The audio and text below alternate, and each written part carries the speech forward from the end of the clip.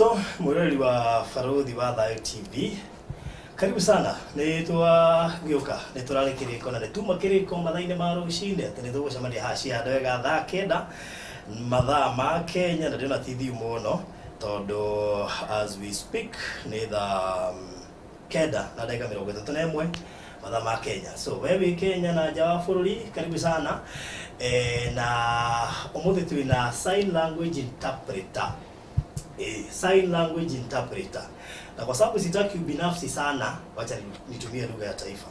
Because I know there are so many people who are following na ningetaka because we actually started in Swahili. Tukianza the very first program na Grishon. So, program ya leo is a very special program. Tuko na sign language interpreter. Manake wageni wetu hawawezi kuongea kawaida kama mimi kwa mdomo ama kusikiza kwa masikio. So they can only understand sign language. So therefore today tuko na our sister here. Nafikiri producer hakunifahamisha jina. Okay. Yule alinitumia namba ni bwanake. Alinitumia ile namba ya kuforward imeandikwa baby. So unfortunately anyway, so karibuni sana. Asante sana.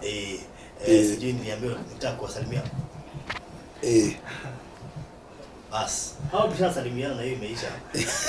Sijui kama umeelewa ama hamjaelewa. Sasa hata bishop aelewi ni nini nafanya? Niko darasani. Nimeelewa ukifanya hivyo umesalimia. Sasa nimesoma hiyo moja. Tuliambiana tangu mwanzo tutaenda shule. Okay. Na naona hapa tunasoma. Sijui ama tukuange na huyu kila siku. Huyu na nimesikia anaitwa Ruth. Anaitwa Ruth. Nimesikia anaitwa Ruth. Hebu fanya Ruth na sign language. Hivi. Sijui inafanywaje, labda anionyeshe. Ruth. No. In sign language we have finger sparing. Finger. Or signing. Signing. Now my name is Ruth, but I have signing. Signing. Inaitwa hivi. Hey. Yes, now. No, this one. Yes. Talk nothing. Only okay, wacha tu nitumie hiyo lugha sign language. Yes. Content. Ni inakuwa broken English, so please allow me. Yes. So hawa wataongea nothing. But sign name what understand. Okay. Yo. So same hata wewe maybe tutampe sign name. Sure. Maybe gani? Sign name bila hayo. Okay. Sign name. That is wenyewe wanaweza ambia mtu fulani anaitwa Farodhi. Utaangalia nini? Unaangalia ile kipara. Unaangalia something unique. Mweupe ama maybe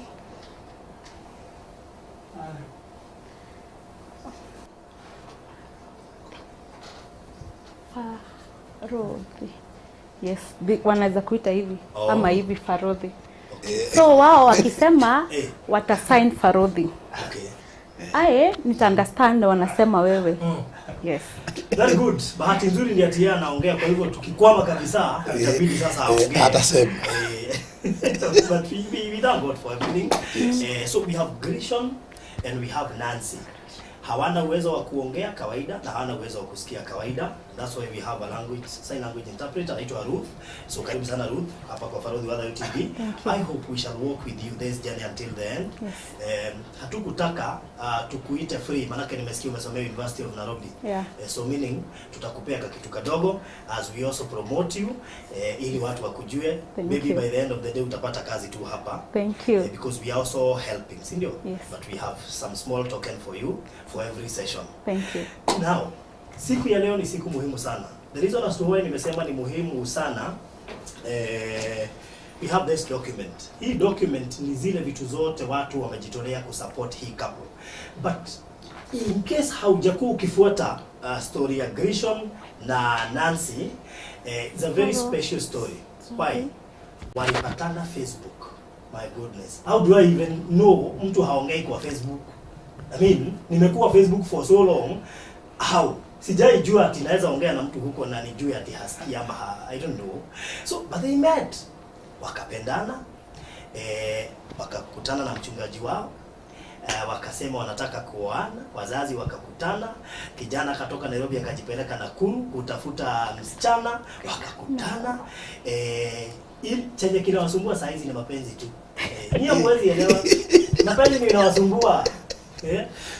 So they need to do a wedding because Bishop aliwa advise hakuna haja ya kufanya tu kiholela. Hiyo ya kamwiste. Ati kwa sababu kijana hana uwezo ati sasa wafanye ya kamwiste. Hapana, tukasema Bishop akani request can you help them do a wedding?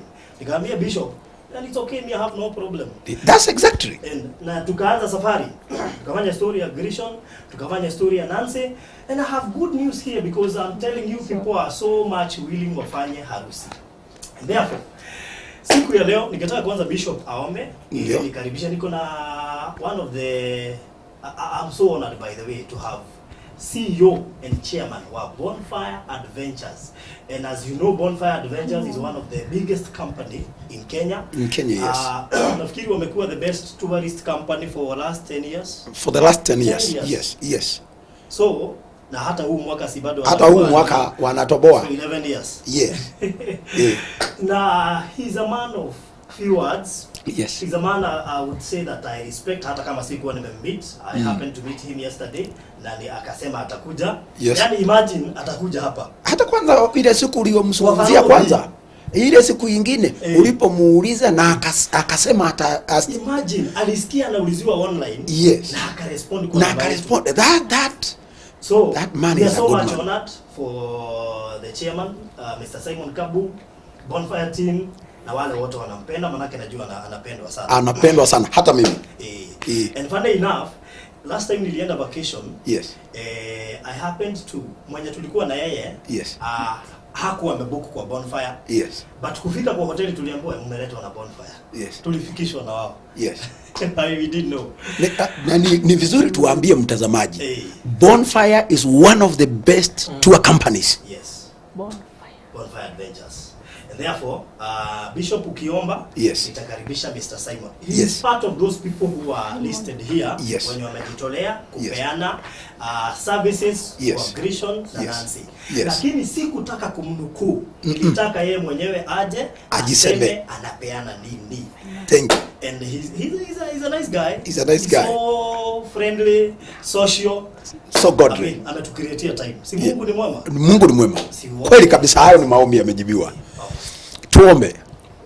Mungu mwenye enzi, katika jina lako takatifu, katika jina lake Yesu Kristo, tumekuja mbele zako tukikushukuru kwa wema, kwa fadhili, kwa neema uliotutunuku hii leo. Umeona ni vyema Grishon na Nancy waweze kusaidika, wafanye harusi ya heshima, ya utakatifu, waishi pamoja. Na kwa sababu hiyo, kwa ajili ya wote waliojitolea kwa hali na mali na pesa zao, naomba neema hii ishuke kwao, utimize mahitaji yao, wape fadhili na furaha na amani na afya. Bwana wa majeshi, tunapoanza kipindi hiki, naomba mtazamaji wetu akaweze kubarikiwa popote alipo, wale wanaotazama leo na watakaotazama baadaye. Ifanye studio hii ya Farodhi Studio iwe studio ya baraka kwa wengi, na kila ajaye hapa apate baraka zake, na kila litakalotendeka hapa liwe la kuleta faida kwa mioyo na maisha ya wengi. Kwa jina la Yesu tumeomba. Amen. Amen. So thank you so much. Thank you so much. Bishop. Yes. Na karibu sana. Najua leo tuko na program refu kidogo. Ndio. Na najua tuko na muda mwingi na wewe. Ndio. Kwa hivyo sijui kama utaniruhusu kwanza.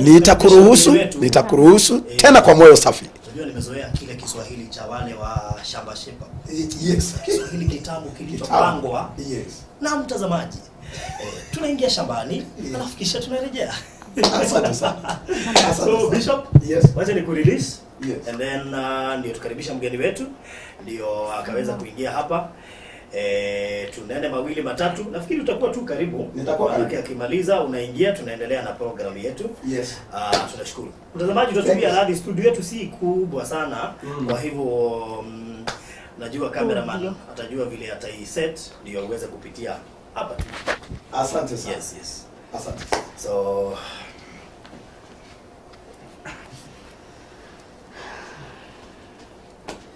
good. So karibu mgeni wetu. Wow.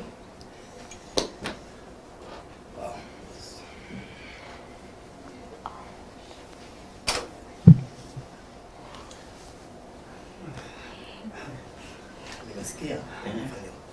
Unafanya hivi. Na tuambia jambo. Hello. Hello sir. Oh, how are you? Fine, thank you. Good to see you. Good to see you too. Karibu sana kwa Parodi Wadha TV. Ni wega muno and nimeshukuru. Yes. So anaitwa Nancy. Anaitwa Grishon. Unajua nilikuja singeweza kuwasalimia, ilibidi nifunzwe kuwafanya hivi maana nilikuwa nimeketi hapa natamani kuwasalimia lakini siwezi. So nikaambiwa nikifanya hivi niko sawa. Huyu ni sign language interpreter. Tutakuwa na yeye safari hii manake hatuwezi, walikuja interview last week but one. Sign language interpreter akatupostpone, ikabidi huyu arudi na kurudi, hatungeweza kuongea na yeye. Imagine uko na mtu hapa kwa studio huwezi ongea na yeye. So we have Ruth today with us. Na yeye ndiye anawaelezea chochote chenye tunasema, and the reason as to why she's on camera ndio wale watu wanakaa wao kutazama na kuelewa.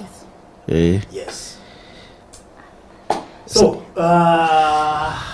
as I said in the morning and yesterday nilisema tuna mgeni anaitwa Mr. Simon Kabu. He's known kote duniani, sio Kenya peke yake, kote duniani.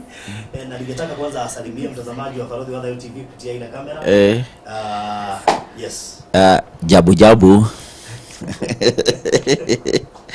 Yes. The Kabus. Ni ugo. Kana kuli ndoge guga. Kama mnamnya the Kabus. Yes. Nijeta kwa Simon Kabu. Jali Gikuyu kana Githweri kana Kifaraja. Okay. Jambo, mimi naitwa Simon Kabu kutoka Bonfire Adventures, media chairman na CEO. Wow, that's good.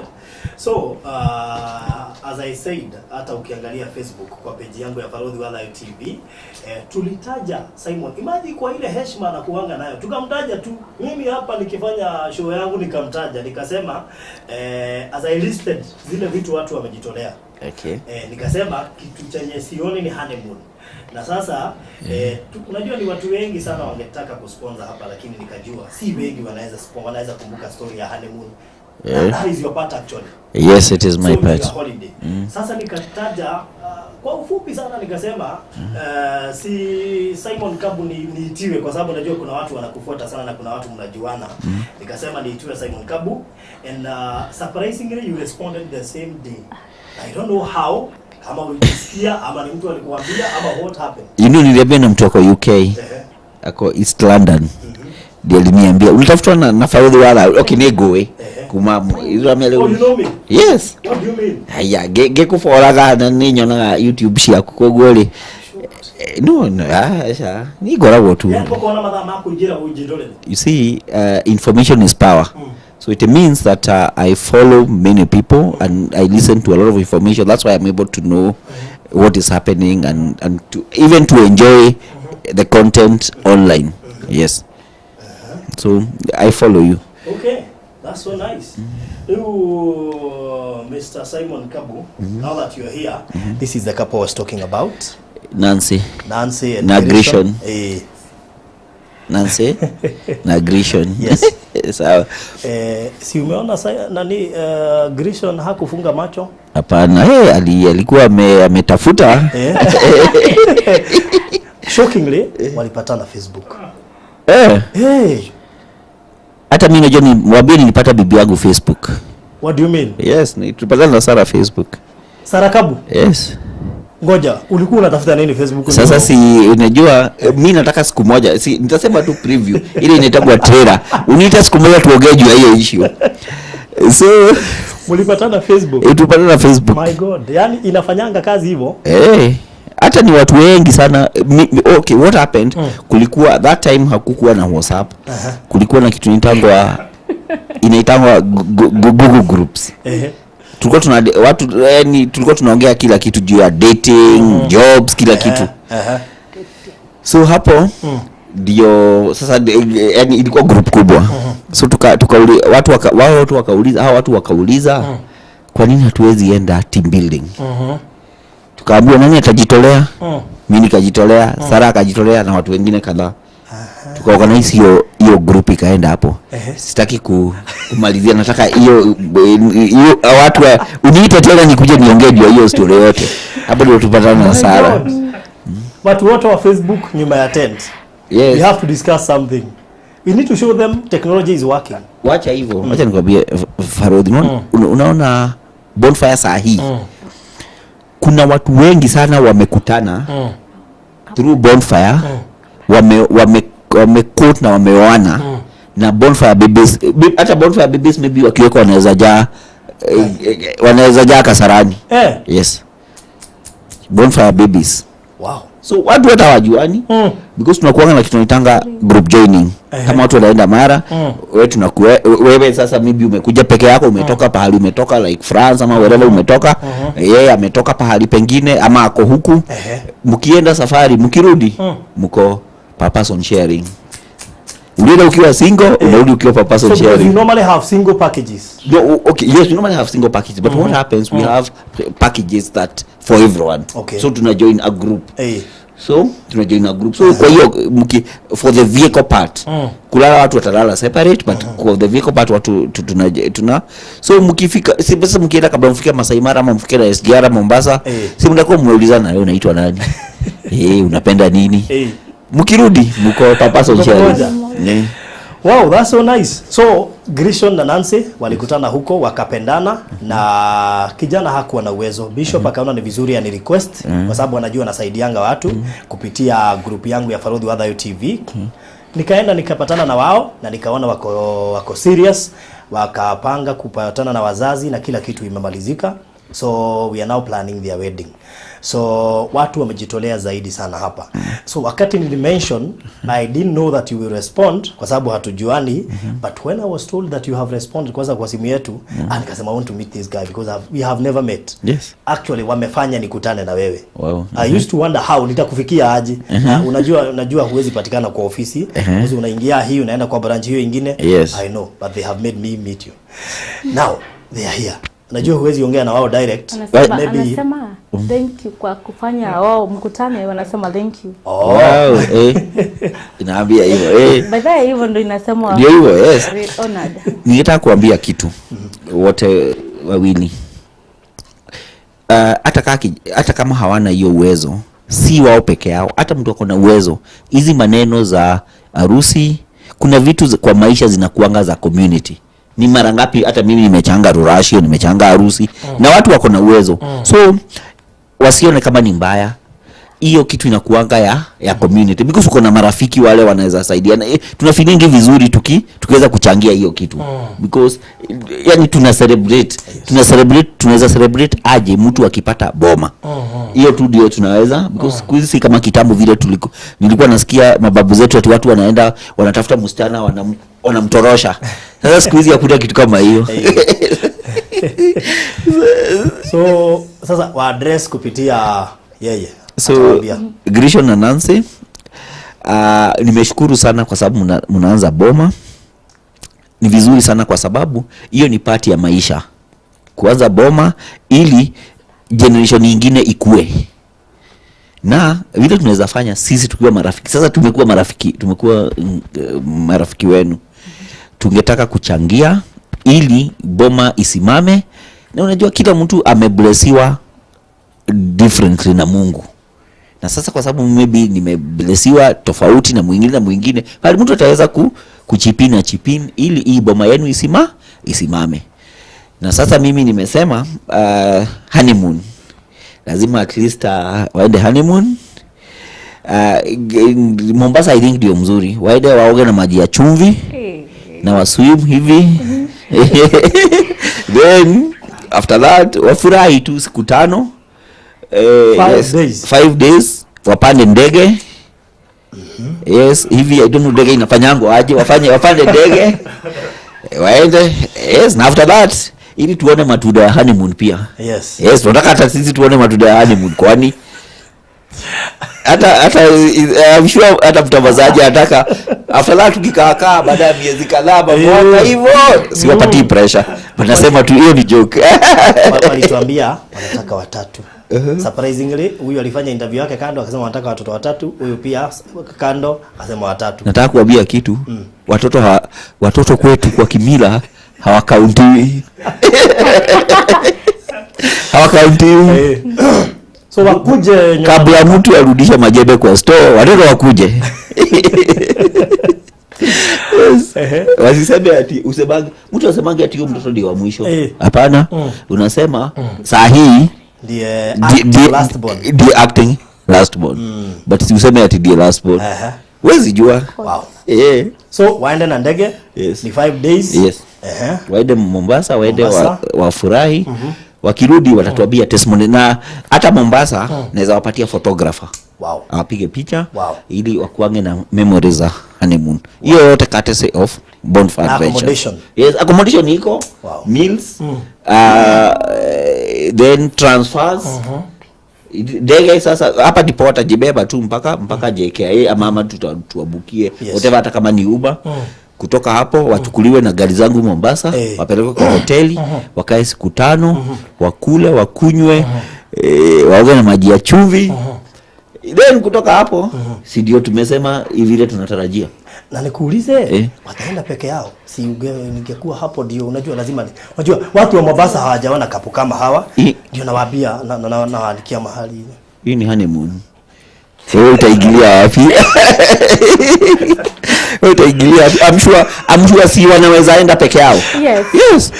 Kama wewe unataka kuigilia honeymoon, utakuwa pande gani? Utajitetea ukiwa pande gani, Farodi?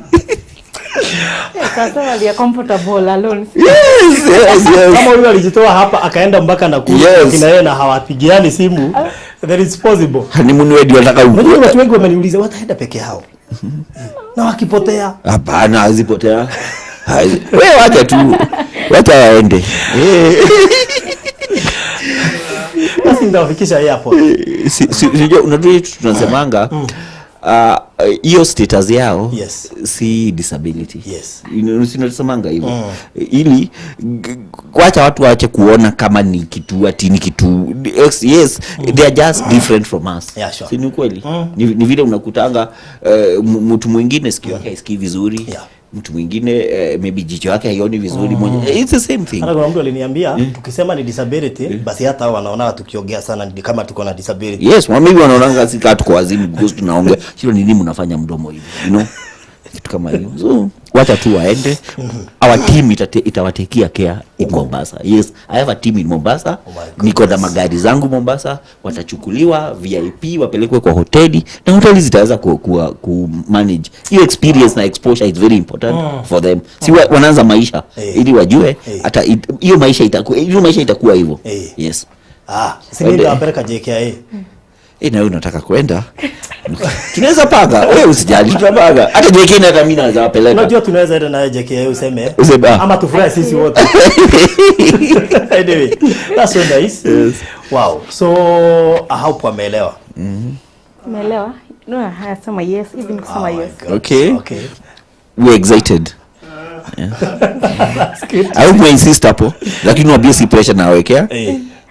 Matudahani but si pressure na wekea. Hiyo ni on a lighter note. Hawana choice. Unaona cheka. Iko kwa menu, kwa menu ya honeymoon. Yes. Iko kwa menu ya honeymoon. Ilikuwa tu joke. So thank you so much. No, I truly appreciate. Yes. na tuko hata anyone else you know what how to explain unajua labda we in business we don't assume that everyone knows us. Yes. So ningetaka pia watu wajue Bonfire hawa ni akina nani, kwa nini wamesponsor. Is Kabu the first time to sponsor ama ni amekuwa akisponsor watu? Who is Kabu? You see Bonfire? You see tunasemanga Bonfire Adventures, we celebrate heroes and heroines. And you know kuna kitu mimi usema hivyo mara mingi in a good way. Ni vizuri kutafuta mali. Yes. But what matters a lot is the legacy that you leave behind. Sure. And how many tears of joy that you put in people's face.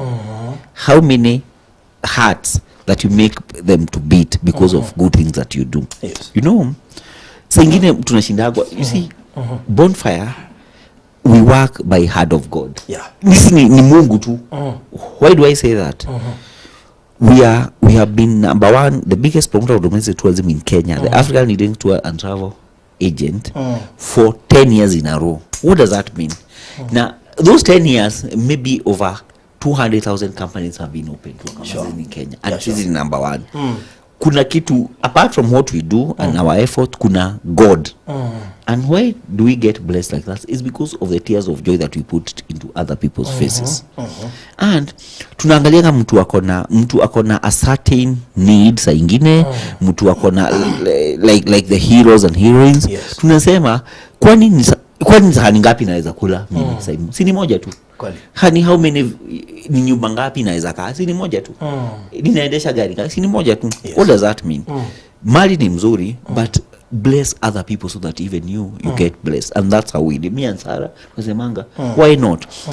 And that's why tunasemanga yule mtu akona need na nini, we support a lot of people and we thank God for that. Yes. I don't know to talk about that, but we do that a lot, including many people. So your wife supports that very much. Unajua unaweza kuwa mtu wa kupeana, anaangalia kai mali yetu si taisha. Hapana. Ile kidogo iko nasemanga it's enough, and that's why we get blessed. Bonfire Adventures, we are tour and travel company based in Kenya with partners across the world. Okay. From From Alaska to Cape Town, si upeleka watu. Yes, anywhere in this world. If you want to go to Kathmandu in Nepal, if you want to go to Malaysia, Singapore, if you want to go to Dubai, we take people. And what we do, we negotiate very good rates because of our numbers. We have very big numbers outbound, and even huku Kenya. Ukienda Mombasa uangalie hoteli za Mombasa, za Masai Mara, za Samburu, za wherever. Bonfire is your number one supplier wa this hotel.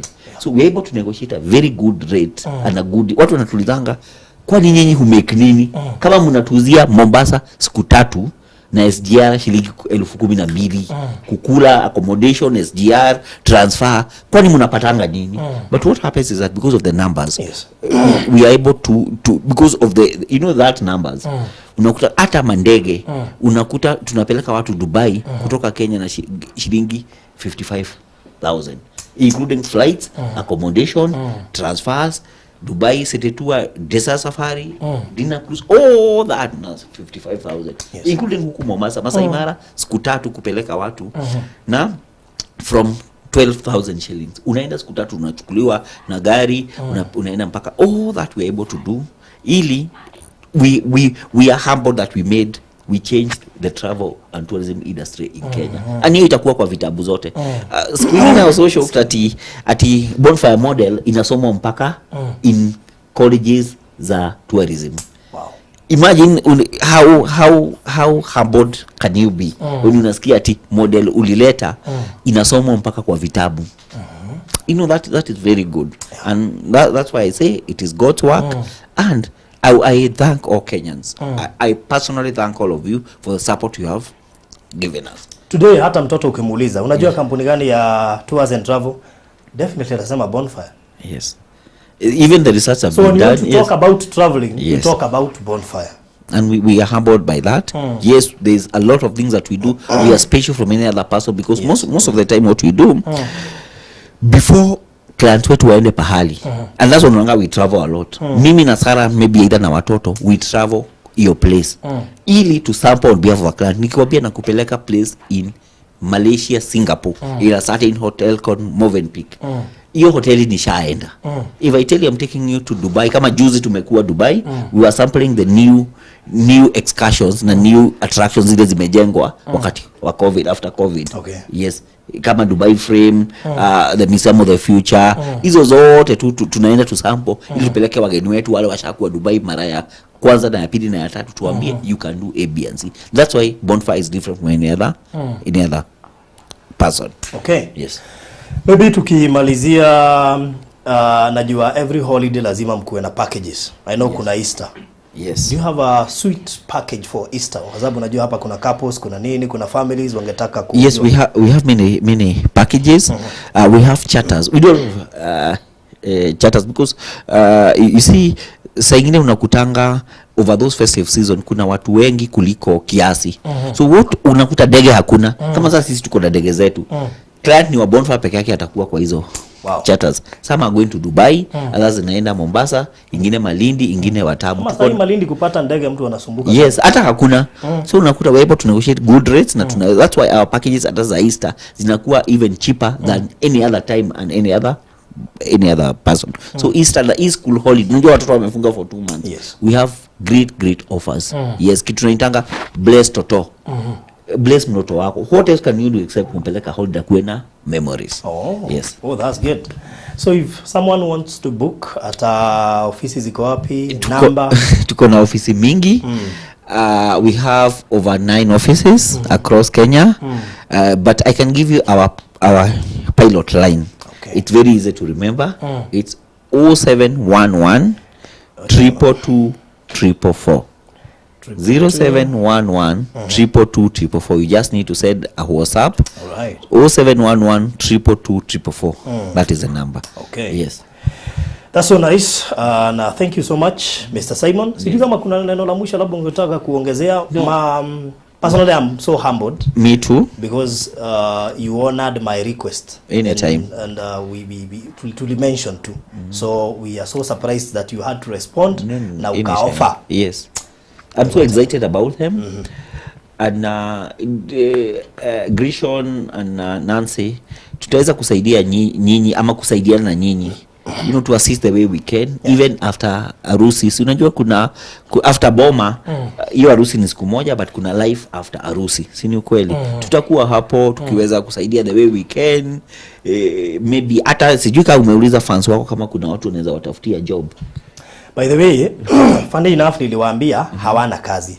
So in case this anyone angetaka kuwaofa na kazi, because unaona we may not be able to build something for them. Yes. Lakini nili request kama kunaweza patikana mtu anaweza walipia house rent for like a whole year ndio wajipange.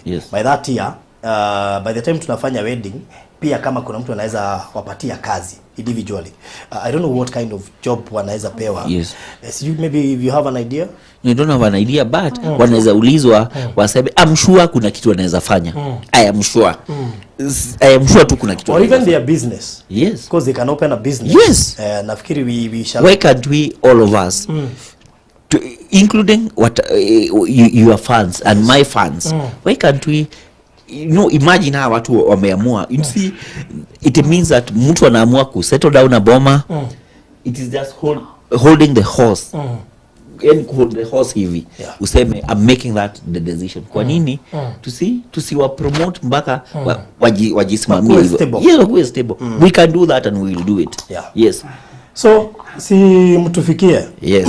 Ukiweza kufikia Simon ama kunifikia, please advise us on how to get their jobs. Ama pia tujue kama ni kazi nzuri ama ile njia tutatumia ili waweze kujisustain after wedding. Amesema that she's good at beauty.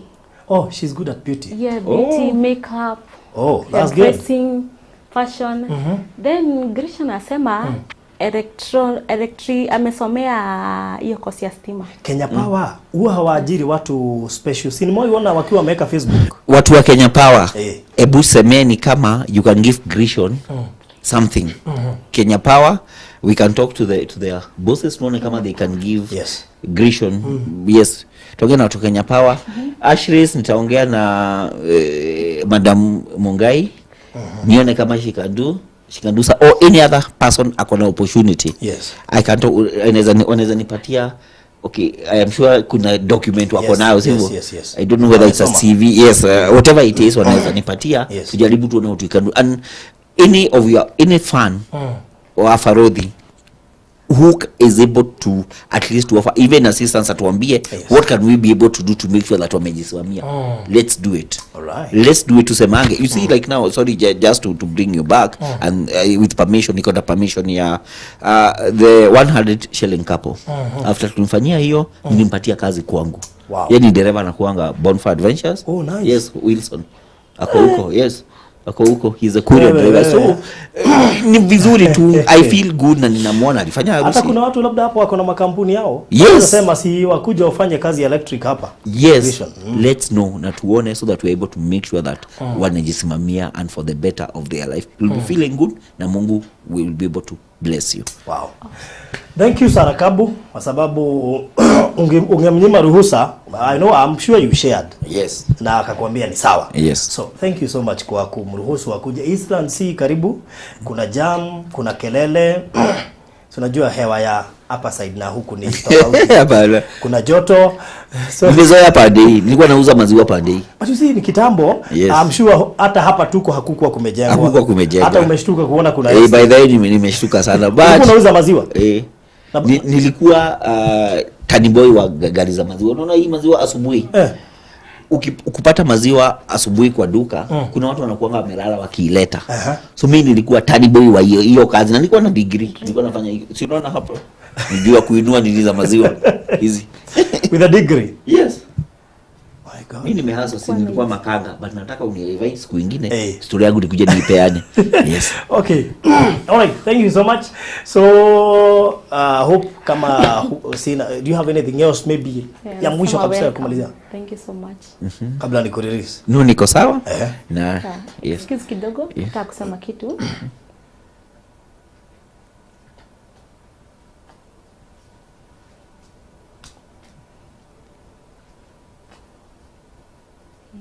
He's saying that he's very honored meeting you because you are a great person kuonekana kwako Victoria and he's so happy kwa kumeet na yeye. Thanks for the support and God bless your work and bless your company. Wow, thank you so much. I truly appreciate.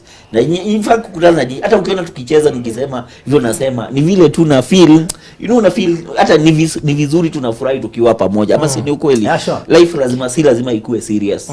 Yes. Wow. Yeah. So tutaongea na tuone vile tunaweza kusaidiana sisi wote. Yes. Wacha nipate CV zenu nione what I can be able to do. Alright. Yes. Adogai adone yoido. Dio giuga te bona githungu. People are things. So Mr. Kabu, nimefurahia sana. Okay. Nidathika muno because najua hatujui nini wanaongea, so sawa tunakaa tukisikiza ndio report ikitoka ile side tunaigoja. Kuna kitu kingine anauliza the CV, anataka CV lini? Anytime they are ready. Unaweza mpatia? Yes. Kadi yangu nilikuwa nataka kuwapatia kadi. Oh yeah. Nimebeba kweli kadi. Okay. Nitaangalia kwa gari. Okay. Kadi yangu sina hapa. Alafu notify them one of these fine days tutaenda kwa ofisi. Yes. Ndio pia waone Bonfire. Oh, that's good. Sasa si watakuwa kitu moja. Yes. Waambie hivyo. So nitakuwa ninapatia moja wana share. Yes. Wazoe mapema. Kitu moja. You are one. Yes. Yeah.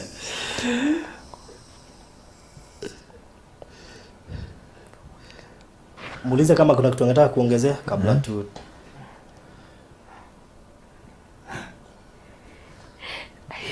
Kaona share kidogo. Kweli hayuko acha ongee. Fine. Oh, okay. Sema tu thank you so much. Shai mtu asemangi kuchora mapu ya Afrika na kidole ati ndio kwa shai. Yeye ndio kuchora mapu ya Afrika na kidole. I'm just joking. So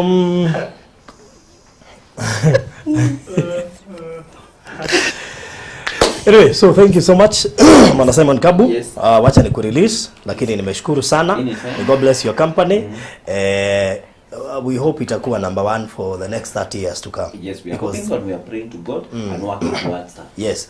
Na sio tu kuwa namba 1 peke yake, hata customer wakuwe wengi. Because you see you can be number 1 with less customers. Nataka wae wengi zaidi. Yes, tuko number 1 tuko customers. Na pia unaweza tupeleka Australia, yani Mungu afungue milango. Yes. Because milango ni unahitaji kufunguliwa. At least ukue the whole world. You can take me to Egypt, you can take me to we take people across the world. From Alaska to Cape Town. Even Egypt, Israel saizi tuko na packages, kuna packages za Dubai, Thailand wamefungua, Malaysia, Singapore wanafungua soon. All those places tunapeleka watu. Yes. Wow. Yes. Pleasure. Baraka, favor. Okay. Thank you. Sawa? Thank you. Asante sana. All right. Okay. Wow. So, waroli wa Farodhi wa Dayo TV. Here we are. Bishop, karibu sana. Karibu Bishop.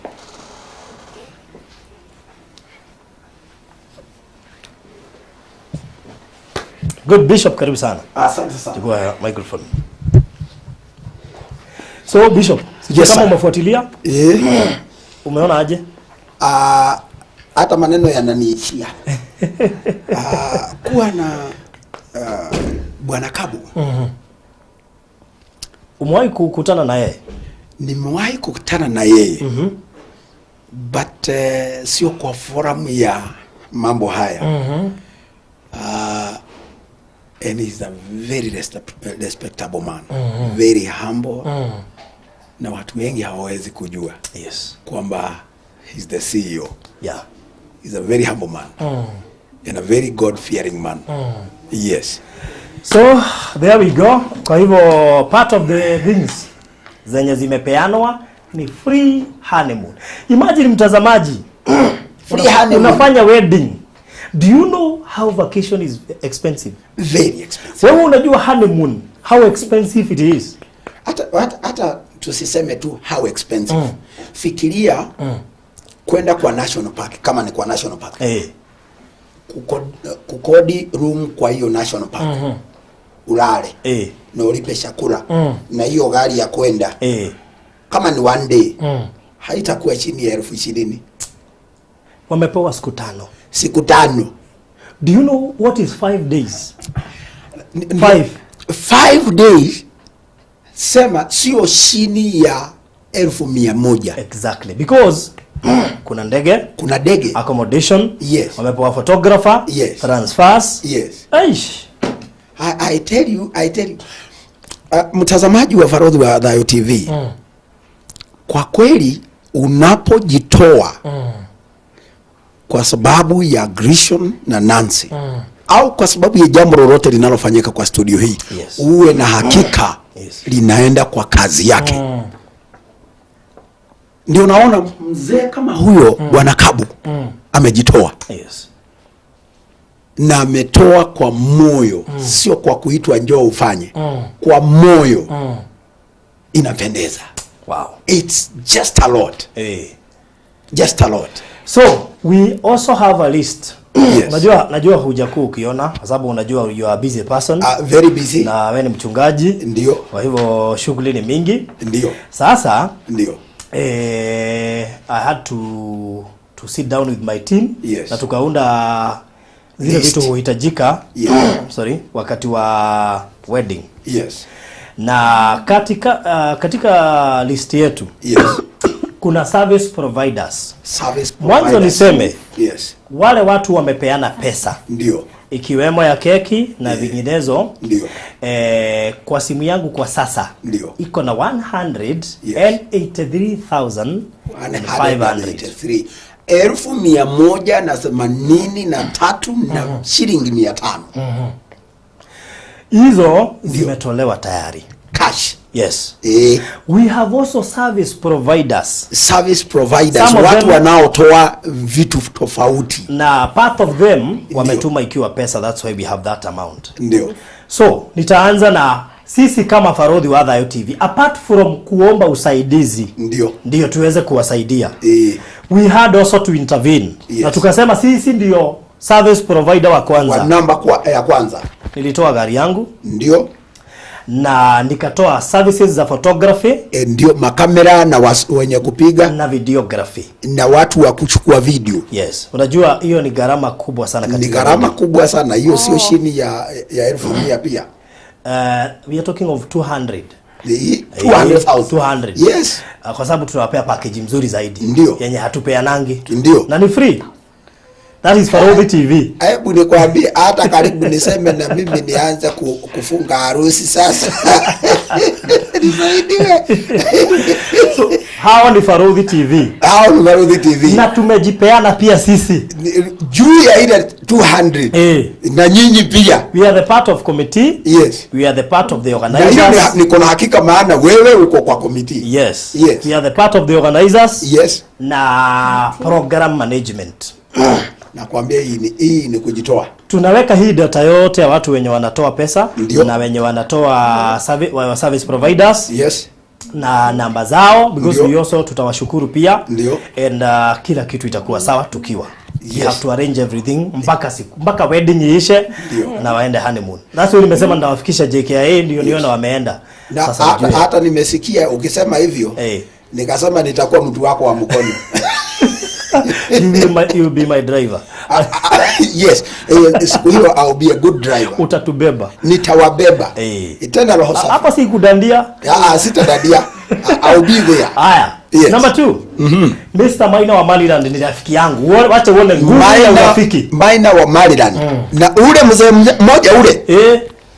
Ninamjua. Si gari unajua ni ile nzito. Ile nzito. Si iko kwa list ya hiyo ndio itabeba Nancy yangu inabeba Grishon. Maina wa Maryland. Yes. Hata sitahitaji hiyo gari. Haya. Ni ile mzito. Bishop mwenyewe. Unasema hana gari mzito?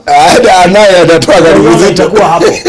That is car number 3. Car number 3. Car number 4. Na mafuta. Gari na mafuta. Gari na mafuta na wewe. Si gari na mimi. Haya. Hizo ni gari 3. Hizo ni gari 3. Ziweke nyuma. Tuweke nyuma. Kuna gari nyingine kubwa ile mrefu ile inakuwa mrefu ile. Kubwa mdogo ndio itaongoza na si unajua ni kubwa kidogo. Ni kubwa kidogo. Ukisikia tunaongea kuhusu magari kubwa na tuseme hii ni kubwa kidogo, jua ni V8. Hiyo ni V8. Sasa Pastor Garuya. Pastor Garuya amejawa na roho. Usimuone hivi hivi. Ninamjua Pastor Garuya. Hiyo sasa unajua ndio ya protocol ndio inaanza. Ni ya protocol.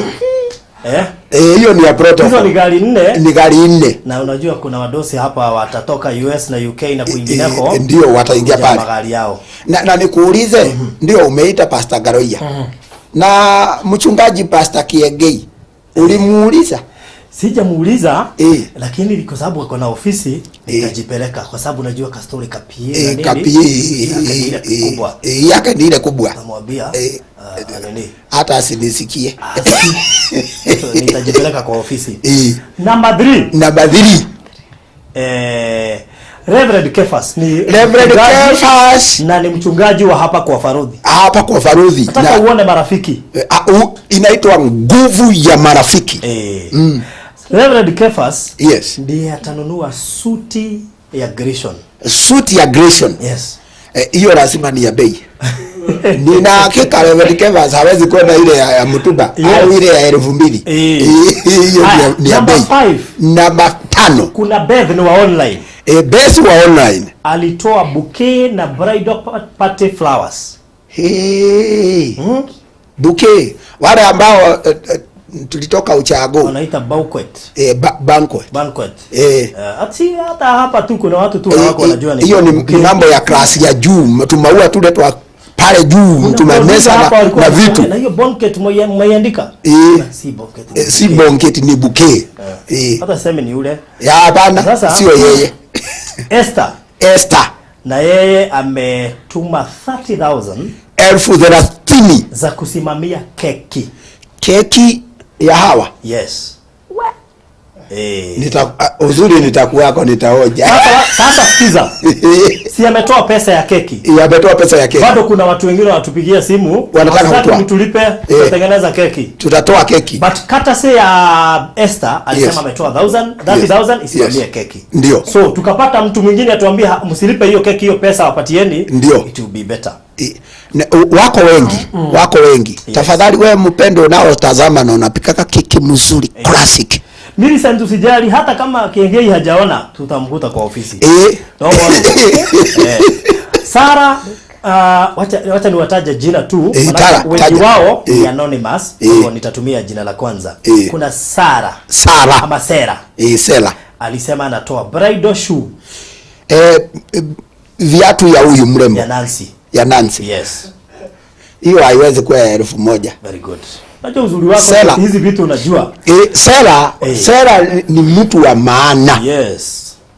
Hawezi kununua. Kuna Alice. Alice alisema atatuma 15,000. 15,000 ya gauni. Inaongezewa kwa gauni, akasema wacha niyo support gauni. Na Mungu ambariki. Na kama ana msichana wa kuolewa na aolewe harusi kubwa. Yes. Kuna mwingine alisema Farodhi, hata hiyo jina moja msinitaje, wacha tukue anonymous. Akatuma 10,000. 10,000. Na Mungu aonaye kwa siri ya muone amuongezee mara 1,000. Yes. Kuna Biriha alisupport na 1,000. 1,000. Naita bingu imkumbuke imuongezee mara 1,000. Kuna rafiki yangu anaitwa Bianca, akona salon pale Moi Avenue. Pale karibu na Union Towers hapo. Nimeiona. Inaitwa Hair Game Salon. Huko kuna daga wadosi. Yes, alisema nywele ya Nancy mimi nitashughulikia. Nywele ya Nancy. Nakwambia atatoka kama sijui nini. Ikiwa ako hivi atatoka. We have Monica. Bridegroom's shoes. Viatu vya ndugu. Akatoa 10,000. Monica ni wa maana. Kiatu ya 10,000. Na ukisikia kiatu ya 10,000, hiyo ina amemraia.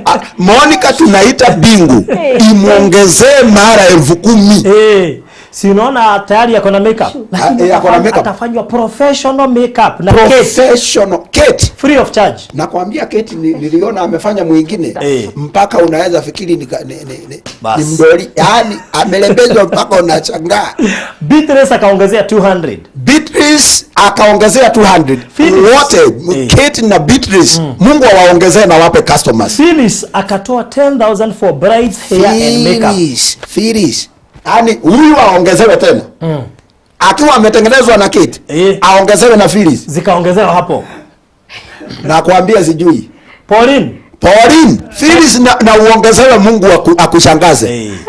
Pauline, pedicure and manicure for the bride. Mikono na miguu siku hiyo inaenda hospitali. Yani inakuja zikiwa soft. Zinatoka soft. Ann akaongezea 1,000. Akaongezea 1,000. Waongezewe na wao mara zaidi ya 1,000. Wacha niwataje alafu sasa useme hivyo. Juu sasa ni wa pesa. Anastasia 10,000. Nancy 5,000. 5,000. Eve 2,000. 2,000. Veronica 5,000. 5,000. Grace 1,000. 1,000. Lydia 1,500. 1,500. Ruth 5,000. Ruth 5,000. Tabitha 1,000. Tabitha 1,000. Naomi 5,000. Naomi na ni ule wa Biblia. 5,000. Lea 500. Lea 500. Elizabeth 3,000. Hata hiyo ni kubwa. Elizabeth 3,000. Elizabeth 3,000. Haya, Lucy 10,000. Lucy 10,000. Margaret 10,000 honeymoon dress. 10,000 ya nguo ile atavaa akienda honeymoon. Hiyo ni honeymoon by the way. Hiyo ni honeymoon. Hiyo ni nguo ya kwenda, sio ile gauni. Hii ni ya kwenda kula jenga huko. Yes, Phyllis 2,000. Phyllis 2,000. Maggie 20,000. 20,000 Maggie. Yesu akukumbuke. Dorcas akasema ni anatuma groom's shoe, happy socks, necklace, viatu vingine na necklace na mpaka na earrings. Timu yangu ya online mnaniangusha. Hamjaweka namba. Yaani vile nimetaja vitu mingi hamjaweka namba. Wekeni namba, weka namba hapo. Na inaitishwa. So weka namba. Na nimeipin. Imepiniwa, angalia hapo online. Yes. Utaiona hapo. Uanze kuendelea kuweka. Endelea kuweka na ninaomba Mungu akupe mara 10,000 hiyo unaweka. Ukiweka kidogo mara 10,000. Yes. Weka kubwa unatoka kwa mdosi. So yes, not the wega. Tunaenda vizuri. Now, funny enough, ningetaka we have 3 type of numbers there. Tuna namba aina 3. Kuna namba zao, kuna namba ya Grishon, namba ya Nancy na namba ya ofisi. For those who we call service providers, wale ambao ni service provider wanaotoa mali au wanatoa nafasi zao, wanaweza tufikia sisi, watumie namba ya ofisi. Yes, that is service providers. Service providers. Service providers, acha tuseme ni kama mtu anataka kupeana kama tent, anapeana kitu fulani, anataka kujitolea zile vitu zitatumika that day. Ndio hao ndio tunaita service providers. Caterers na wapishi na wenye kupeana magari. Number 2, kama ni pesa. Pesa. Anajua obviously kuna wenye watavuja sheria kwa sababu wengi wanapenda kusiumeona watumie ni mimi wanatumia. Wanakutumia na ni sababu wanakuamini na wewe umeaminika. Pesa yao iko hapa yote. Hata 200 iko hapa. Na mimi ndio maana nilikuja kwako, maana najua umeaminika. Na mkimwekea msiogope, wekeni kabisa. Wekeni kabisa. So, M-Pesa name ni Isaac Nganga. M-Pesa name, jina la M-Pesa linasema Isaac Nganga. Isaac Nganga. What we will also do, namba zao tutazipin kwa comment section. Kishamaliza hii interview. Na ukienda YouTube utapata story ya Grishon na story ya Nancy, namba zao ziko hapo. Hizo pesa pia zinawekwa kwa simu zao. Weka kwa simu zao. Ukitumia namba zao zinaenda kwa pesa yao. Monitoring their accounts. Na tuliagana hakuna kuitumia. Na hawajatumia. Kwanza mimi nina ushuhuda. Grishon ni mkali, ukimwambia kitu Grishon ni mkali kuliko maelezo. Siku alienda kupanda idhigi, aliitishwa, alikataa. Alisema ilisemekana nizitoe. Nilimuonya nikamwambia hii pesa bado ikibaki ni yenu. Ndio. So pesa, yani imagine I'm protecting their money, juu bado itakuwa yao after yao. Yes. So namba zao tutaziweka pia kwa comment section. Kwa story zao, manake story zao ziko YouTube, utaziona hapo. Ukiangalia YouTube ya Farodu wa TV utaiona. So you cannot call them. Yes. Hamwezi ongea kwa simu. Usipige hawasiki. Yes. So namba imewekwa hapo na jina, so nani Mama Malaika, you can check there and you can keep on adding. Mama Malaika, na ukituma pesa msitu Yesu akuongezee. Bas. Na wale wengine mnatazama. Wacha sasa nitaje haraka. Wataje. Washukuru pamoja. We have Jerry 20,000 for Jerry 20,000. Naomi 5,000. Naomi 5,000. Sarah 5,000. Sarah 5,000. Stella offers to cook the cake for free. Stella ameamua kupika keki nyingine. Haya. Asante, endelea. Naomi is a professional caterer, pledges to offer labor and all dishes country required. Ameamua kutoa masahani na masufuria na vitu yote ya kupika siku hiyo na mwenyewe na wafanyakazi. Paris 10,000. Paris 10,000. Jacqueline 2,000. Jacqueline 2,000. Triza 10,000. Triza 10,000. Mase 5K. Mase 5,000. Millicent 1K. Millicent 1,000. Amanda 10,000. Amanda 10,000. Ruth 300. Ruth 300. Musheke 2,200. Musheke 2,200. And mwenye ni anonymous, ana siyesema ni nani, by the end of this month, mwisho wa mwezi huu, atatuma wedding rings, atapeana pete za harusi. Hiyo anabidi Grishon na Nancy wapelekwe kule kunauzwa ring, ndio ijulikane size. Apewe size. Wow, so si tumeenda vizuri? Tunaenda vizuri. Sasa sikizeni hapa. Ndio. We have several things that we need to sort before the wedding. Kuna vitu kadhaa zinahitajika kabla ya harusi. Part of those things we had seen ndizo zinatumika kwa wedding. Ndio, zinahitajika suit ya ndio, jewelry set, ndio, groom's shoe, viatu vya hair and makeup, ndio, transport, usafiri, wedding rings, pete, decor ya urembeshaji, venue that is tent, chairs and tablets, hema na viti na mameza, videography and photography, wapiga picha na video, food for 400 guests. Nani aliandika 400? Nyinyi bwana ati 400. Watakuwa zaidi. 400. That's okay. Sound system. Sound system. Mtu anaipea 30,000. 30,000 hapana. Jasmine, do you know what is a PA? Unajua PA iko included na DJ mwenyewe na maspika. Unajua wedding sio mchezo. Sio mchezo. Tutaongea na Kiengei tuone kama anaweza sponsor. Hiyo PA. I know he's a good person. Nitampata kwa ofisi. He's a honorable man of God. We have wedding cards za kuinvite watu. Kadi za harusi. We have bridal flowers. Na maua yale ya kutumika siku hiyo ya harusi. We have a honeymoon dress so I know party ya hizo tumetaja, si mnasikia zingine zimepeanwa kama yetu tumepeana. Ndiyo. Kuna groom's shoe, wedding gown. So lakini kuna zile bado hazijatolewa.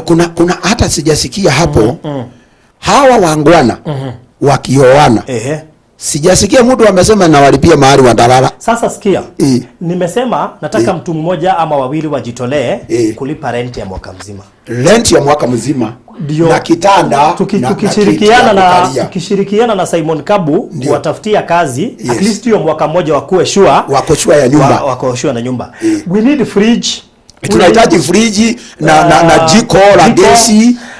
Na umeme, viti na viti koshi nzuri, sofa set nzuri, mattress, godoro sekale kadogo hivi. Na tunataka kitanda ya 6x6 uwanja wa kuchezea. Maana unaona ni wapya. Wanahitaji uwanja wa kuchezea. We need a playing field. Kiwanja cha kuchezea. Maana ni mpya. Lazima uwanja mzuri. Sasa Bishop, yako haikuwa na mtu wa kubeba. Ndio gari yako nafikiri itabeba familia. Inaweza beba familia moja. Na bado unajua hatujapata familia ni mbili. Wacha hata hivyo wale wa kusimamia. Na wasimamizi wa msichana. Inaitwa kusimamia.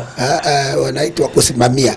In as much as they are studying for the wedding. Wasimamizi wa upande wa msichana, wasimamizi wa upande wa kijana. Church decorations. Na kanisani kuna hitaji urembo. Car decorations. Na magari yanahitaji urembo. Jasmine sijui kama anaandika. Jasmine, please, if you are there, make sure Jasmine, wewe ni mwandishi mzuri. I know you are busy writing. Urembo wa magari, urembo wa kanisani. Inahitajika na magari ya kubeba wasimamizi wa msichana, magari ya wasimamizi wa vijana yanahitajika. What else do you think we need as you continue sending something for them? Bado tunahitaji mtu ambao ako na drone. Drone ya 4K. Yes. Drone ya 4K. Hiyo isikujalishe. What I will do, I know tutabeba hii setup yetu. Ndio. And we shall hire. Hatuna drone sisi, tutachangia kuhaya ndio tukuwe na drone, so that as we go live, part of the footage yenye inachukua inapeperushwa. Because actually drone haiendagi live. What you do is that una capture certain footage, alafu unaifeed. Inaendelea kuonekana as we continue with the live stream. Number 2, kuna kitu kingine tumesahau. Na nilikuwa nimekumbuka. What is that now? See your drone. Something else. Security. Security. Number 1. Kwa sababu wewe ndiye bishop wenye unawashikanisha. Ndio. Let me know. Where is the venue? Venue sio mimi nitashikanisha. Watashikanishwa ACK All Saints Cathedral. ACK All Saints Cathedral. Ngoja gani hiyo? Nairobi. Maini. Wewe ulisikia nikikwambia provost asikilize. Provost anasikiliza. Haya. Provost ACK All Saints. Yes. Unajua huko sio hivi. Sio hivi na ule provost aliyoko huko alikuwaga St James Buruburu. My God. Ni rafiki yangu. I need to see OCS Central sababu ya ulinzi security. Sababu nataka ulinzi serious hapo. Hapo ni ulinzi serious. Tutaongea na wao watupee sasa. Unaona tulikuwa na gari nyingine. Sasa yao hata tumuulize. Kipiki wale tumuulize escort. Tumuulize police bad. Police bad. Na escort. Unajua alafu tuwaambie mfuge barabara. Wafunge sawa. Wafunge sawa. My goodness, that's so nice. Nguo za wazazi? Nguo za wazazi sijasikia mtu amepeana. Tafadhali wewe mtazamaji. Nguo ya wazazi wa pande zote mbili. Na nguo za ndugu za hawa. Oh yes.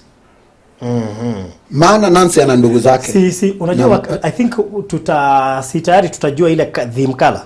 Theme color, yes. Theme color si ndio itakuwa na pia hawa wasimamizi wao. Ndio.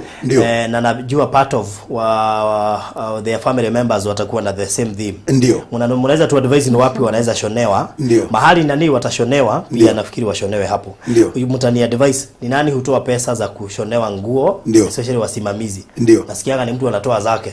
Anashonewa ama what happens? Kuna wengine ni mtu anatoa zake anachonewa. Na hiyo huwa naona ikiwa mzuri. Very good. Ni abaki nayo. Alafu kuna hawa waimbaji wanajiita Kayamba Africa. Kayamba Africa. Kayamba Africa. Na ni marafiki. Ni marafiki wako? What do you mean? Kayamba Africa ni marafiki. Okay. Si utazungumza na wao? Nitawauliza. Yes. Sasa tukiwa hapa mchango bado unaingia. Ndio. Tumetumiwa 3000 na Mere Wahome. Mere Wahome uongezewe mara 10,000. 500 na Faith Jimo na ni Moras. Moras.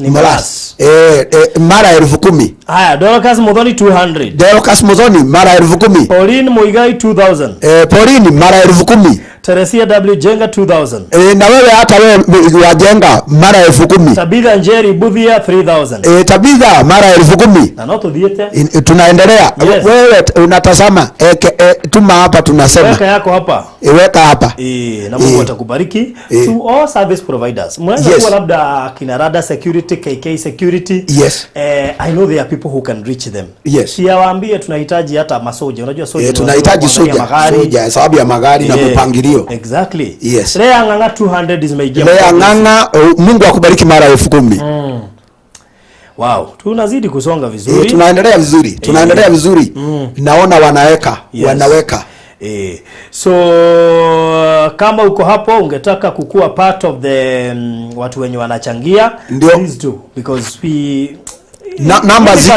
namba ziko hapo za Grishon ya Nancy na ya ofisi hii ya Varodhi wa Adhayo TV. Mirikanya amesema nguo na viatu za wazazi na kibeti ya wazazi. Nguo na viatu ya wazazi imepeanwa. Sasa ni wazazi wa pande moja au ni wote? Nikutukumbusha wanatukumbusha part of those things we need. Tunahitaji ya mama na baba wa Nancy. Alright. Ya upande wa kina Grishon.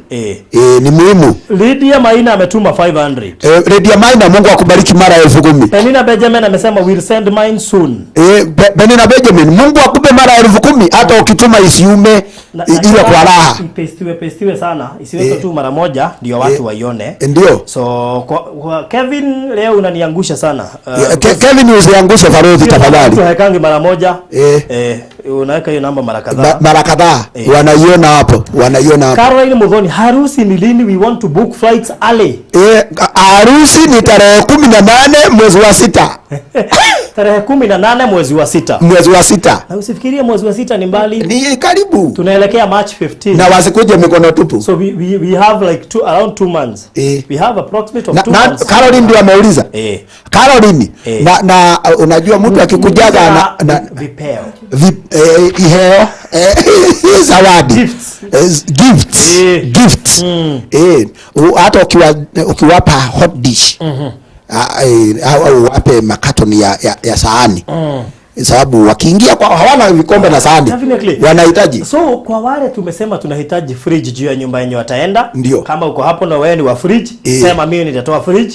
Tutakujia. Sema mimi nitatumia jiko, nitatuma jiko. Yes. Sema mimi nitatoa microwave. Yes. Sema mimi nitatoa hizo vitu zote za nyumba. Toa.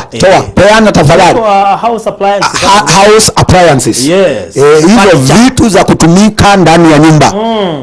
Na tunataka mtu mmoja aamue tu kuwalipia nyumba, si 2 bedroom ni sawa? 2 bedroom. Sababu wanaweza kuwa na mgeni. Approximate ya 2 bedroom inakuanga pesa ngapi? Approximate ya 2 bedroom ni kwenye 30,000. Let's say it depends wapi, like in Kasarani is around 20,000. Around 20,000 Kasarani. Within this area is around 25 to 30. Around 25 to 30. Yes. So hatutaki huyo mtu abebe mzigo sana. Hata ukisema 22, 25 there. Hata 20,000. Yes. Sio si pesa kidogo. Si pesa kidogo. Hata ukipeana 20,000 Sio lazima hata upeane mwaka mzima. Hata ukisema mimi nalipa mwezi moja. By the way, let me tell you. Yes. Hata ukituma 20,000 Farodhi, hiyo ni ya mwezi mmoja, tutaitoa. Inatolewa, inawekwa kando. Inawekwa kando. Ukisema nalipa miezi 5, tunaitoa, tunaweka kando. Inawekwa kando. Hiyo pesa ya nyumba tuiweke mbali. Wewe unajua rent baby. Wewe rent haitakaki mchezo. Imagine tukikula rent wengine wanakula fare. So hatutaki kula rent. na wakumbuke hiyo ya mwaka inahitaji na deposit. Exactly. Of course na deposit. So and we thank God for that. Yes, Joyce Goge, we are people of faith. Rent ya whole year ni just buying a plot. Let's believe in a plot. Joyce Goge anamesema vizuri. Una maono mazuri, lakini sitaki kuanza tuingia hapo because I know the burden ile tuko nayo. Hii kupanga harusi sio mchezo. That's why nimesema mwanzo tuwalipie rent huko kwa nyumba, twende baada ya harusi. Baada ya harusi, kwa sababu kwa saa hii wanahitaji nyumba ya kukaa. Hawana. Ukiangalia video ya kwanza, Grishon analala nyumba ya mama, one room. The same. Na Nancy ako kwa mama. So tungetaka wawe na nyumba ambao wakitoka honeymoon wataingia. Alright. Sasa poleni kwa wenye wananipigia na wakata, siwezi shika simu. Tafadhali usipigie Farodhi wayo. Hawezi kuchukua, tuko studio, tuko live. Very good. Sasa kuna mtu umetuma 1000, anaitwa Susan Wairimu Moirere. Mungu akubariki mara elfu. Sasa unajua pia tunaruhusu pledges. Tunaruhusu ahadi. Tuma ahadi hapo.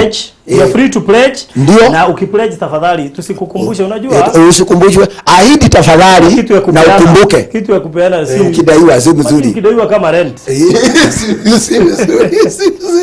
Tafadhali ahadi na hiyo mwaminifu. Ndio. Maana ukiahidi tutaona tuko na pesa mingi alafu ukose kutoa, sasa utashindwa. Wewe unatuambia watu zenye zimeahidiwa tukaona ni kama zimetosha. Na unajua vile nitafanya? Yeyote anayeahidi naomba Mungu muumba wa mbingu na nchi afungue madirisha ya mbinguni, ampe za kutosha, kwamba kile anachoahidi atakuwa na zaidi ya hicho mara 10. Exactly. Asipeane tu akabaki mkono tupu. Apeane na baki nayo. Alright. Magikala, Farodhi, did you get my message? Magini ya bia ni message gani? Sababu ukisema message na vile natumua mingi hapa. Magi. Unajua ni gani? Sema ni ya pesa. Ni ya pesa ama au ni nyumba umeahidi. Priscilla Rotere nafikiri hajasikia venue vizuri. Priscilla Rotere, venue ni All Saints Cathedral, Nairobi. Harusi ni ya lini? Harusi ni tarehe 18 mwezi wa 6 mwaka huu wa 2022. Na tunataka by May. Mwezi wa 5 tuwe tumemaliza kila kitu. Kuanza May tukue tumemaliza kila kitu, ikuwe sorted. Kila kitu. Hata ikiwezekana ile nyumba watakuja kukaa tuwe tumejaza kila kitu. Tushawahamisha. Sio kuwahamisha, tumeweka vitu ndani. Unawezaje wahamisha na hata waja? Hatutawahamisha, lakini vitu tutaweka ndani. Vitu tuwe tumeweka ndani. Karibu ni wahamishe na hajawana. Wahamishe hiyo sio kama uistee. Sio kama uistee. Reception itakuwa wapi? Reception inategemea na pesa ile mnatuma. Tungetaka tuwe na reception nzuri, lakini inategemea na pesa ile mnatuma. So the more you send, and please I want to explain this to you. We shall be very credible. Yani waaminifu kutosha. We shall make sure every coin, kila penny utakayotoa itaonyeshwa hesabu yake. Hatuna record ya kukula pesa ya kusaidia. Haiko. Therefore, wale wote wako kwa committee. Ndio. In as much as I'm in the committee, ndio. Every coin is accountable. Na nina hakika hiyo. Sababu hiyo pesa ni ya kusaidia hawa, si yetu. Sio mishahara. So what we shall do, ndio. Because we now have a committee. Ndio. We shall every committee session, hata kama ni WhatsApp, unajua siku hizi committees ziko WhatsApp. Ziko WhatsApp. We shall make sure hesabu yote inawekwa kwa WhatsApp. Exactly. Unaiona hapo na unaona nani ndio ametoa, nani hajatoa, nani ameahidi. Kwa WhatsApp. Ndio. Tutakupea link. Tutakupea link. I want to warn you. Si tukuweke leo utoke kesho. Hapana, usingie utoke. Because I know there are so many jokers wenye wanafanyanga hivyo na mimi husikia vibaya sana. Hata mimi. So we want serious people wenye wako kwa WhatsApp group, kwa sababu hiyo WhatsApp group ni ya kupanga harusi peke yake. Ndio. Sio mahubiri, usiingie hapo uanze kutuma mahubiri. Na salamu. Hapa link yenye tutatuma tu ni link ya show za zenye tunafanya hapa. Ndio watu wajue tuko live. Ndio. My friend Joyce Ngoge ametuma 5,000. Joyce Ngoge, Yesu akuongeze mara 10,000. Douglas Kiunga ametuma 200. Joyce Douglas, Mungu akupe mara 10,000. Thank you so much. So tunaendelea vizuri. Tunaenda vizuri. And we thank God for every person. Ndio. Sarah amesema hata pesa yangu ya viatu nitatuma kesho. Huyo ni mwenye tumetaja kwa pledges. Tumetaja kwa pledges. Sarah, Mungu akupe mara 10,000 hata ukitoana ya kiatu ukute unaweza toa kitu kingine. Yes. Has the cake been taken? Have just tuned in. Priscilla, wewe umeingia saa hii Priscilla. Umeingia saa hii tulikuwa wewe hata keki. Ongezea support ndio tukue na keki kubwa na watu watakuwa wengi wapate kuoja. Na kama anajua kupika apike kubwa. Kama anajua watu 400 watu 400 keki. Sio mchezo na keki. Hata akijenga keki ya ghorofa 8. That's okay. Watu wa kuweka namba kwani walisahau? Namba mnawekewa hapo, angalia hapo kwa sikirini. Namba inakuja hapo. Unajua ikifunikwa na comments inaongeza wangwa. Ndio watu 0798 008. Yes. So itoto diete wega. Nito diete wega, tunaenda mzuri. Maybe wanaweza ongea kidogo alafu unatuelezea. Waulize wanasikiaje, wanaonaje? He feels good so much. Akiona watu wenye wanamsaidia, watu hajui all over the country. Anafurahia sana and he's very grateful for that. Anasikia atakulia. Hadi umemfanyia mpaka anasikia kulia. Nancy anasemaje? She's very happy. Watu wanamsaidia, anafurahia sana. Hana words enough za kueleza. Hana maneno ya kutosha kukueleza. Ni wanashukuru. Naongezea kidogo.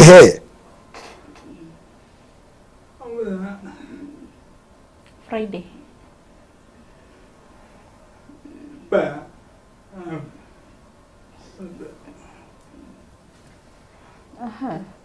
Friday ati alisikia kuna harusi huko kanisani.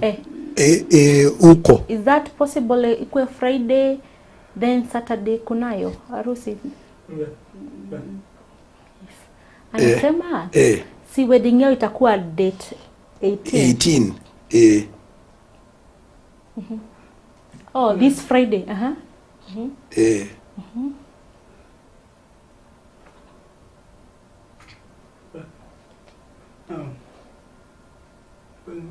Oh, anasema if possible wa meet na ni Simon.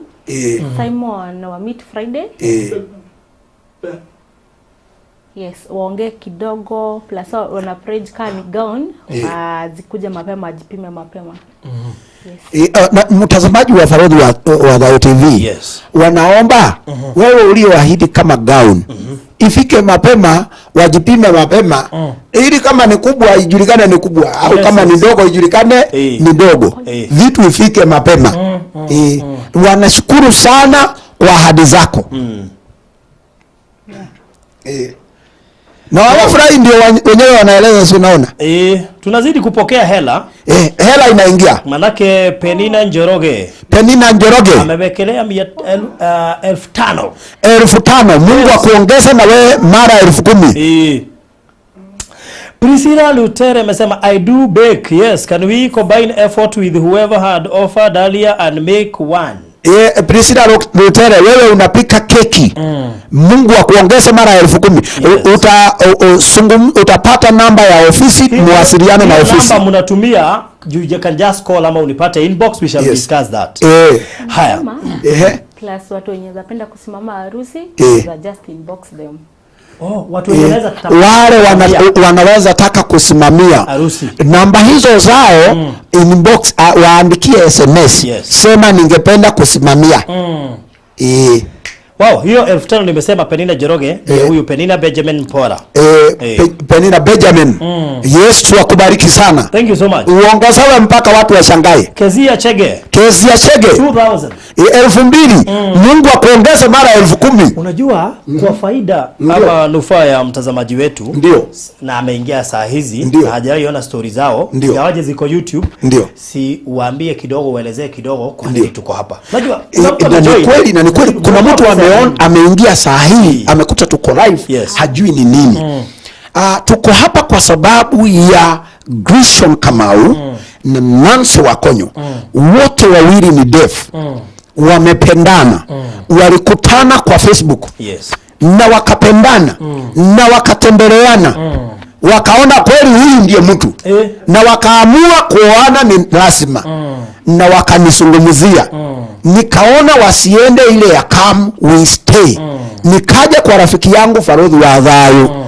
Ili tutafute jinsi ya kuwasaidia. Ndio sababu tuko hapa. Na wewe mtazamaji, wewe ni mmoja wetu.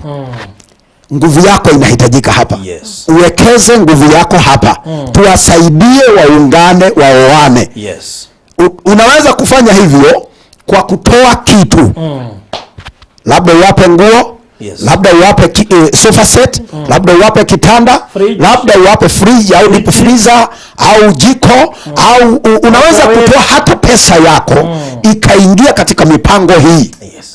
Chochote utakachotoa ni cha manufaa na kinakubalika na Mungu akuongeze mara 10,000. Very good. Ann Kariuki 500. Mungu akuongeze mara 10,000. Haya, nimeambiwa ni mention. Okay, fine. Haya, Nightwood Gaming anasema, Farodhi, can you reassure Nancy that she will have full reign of the dress code and theme? It is a girls' day. Mweleze. Aambiwe kwamba atapewa nguo zote zikifanana. Maana ni siku ya msichana siku hiyo. Girls' day. Atapewa zote zikifanana. Na amesema Nancy needs to choose the clothes please and her gown. Nancy wacha sijui Nightwood Gaming ni kupeana anapeana ama ni advice anatupea. Si atuambie. Tafadhali kama unapeana au ni advice tu, andika hapo useme ni nawapa advice au mimi ninaweza kupeana zikifanana. Yes. Can I find you tujue? Yesu ni Bwana ameniambia umention tu Jen. That's okay. Jen, Mungu akuongeze mara 10,000. Lea Wangare amesema nitatuma kwa kitu pia. Lea Wangare, Mungu akupe mpaka uchangae. Nambari ya simu ni 0798008008. Hiyo ndio nambari ya simu ni 709008008. Na tuna bahati tumewekewa namba zao hapa.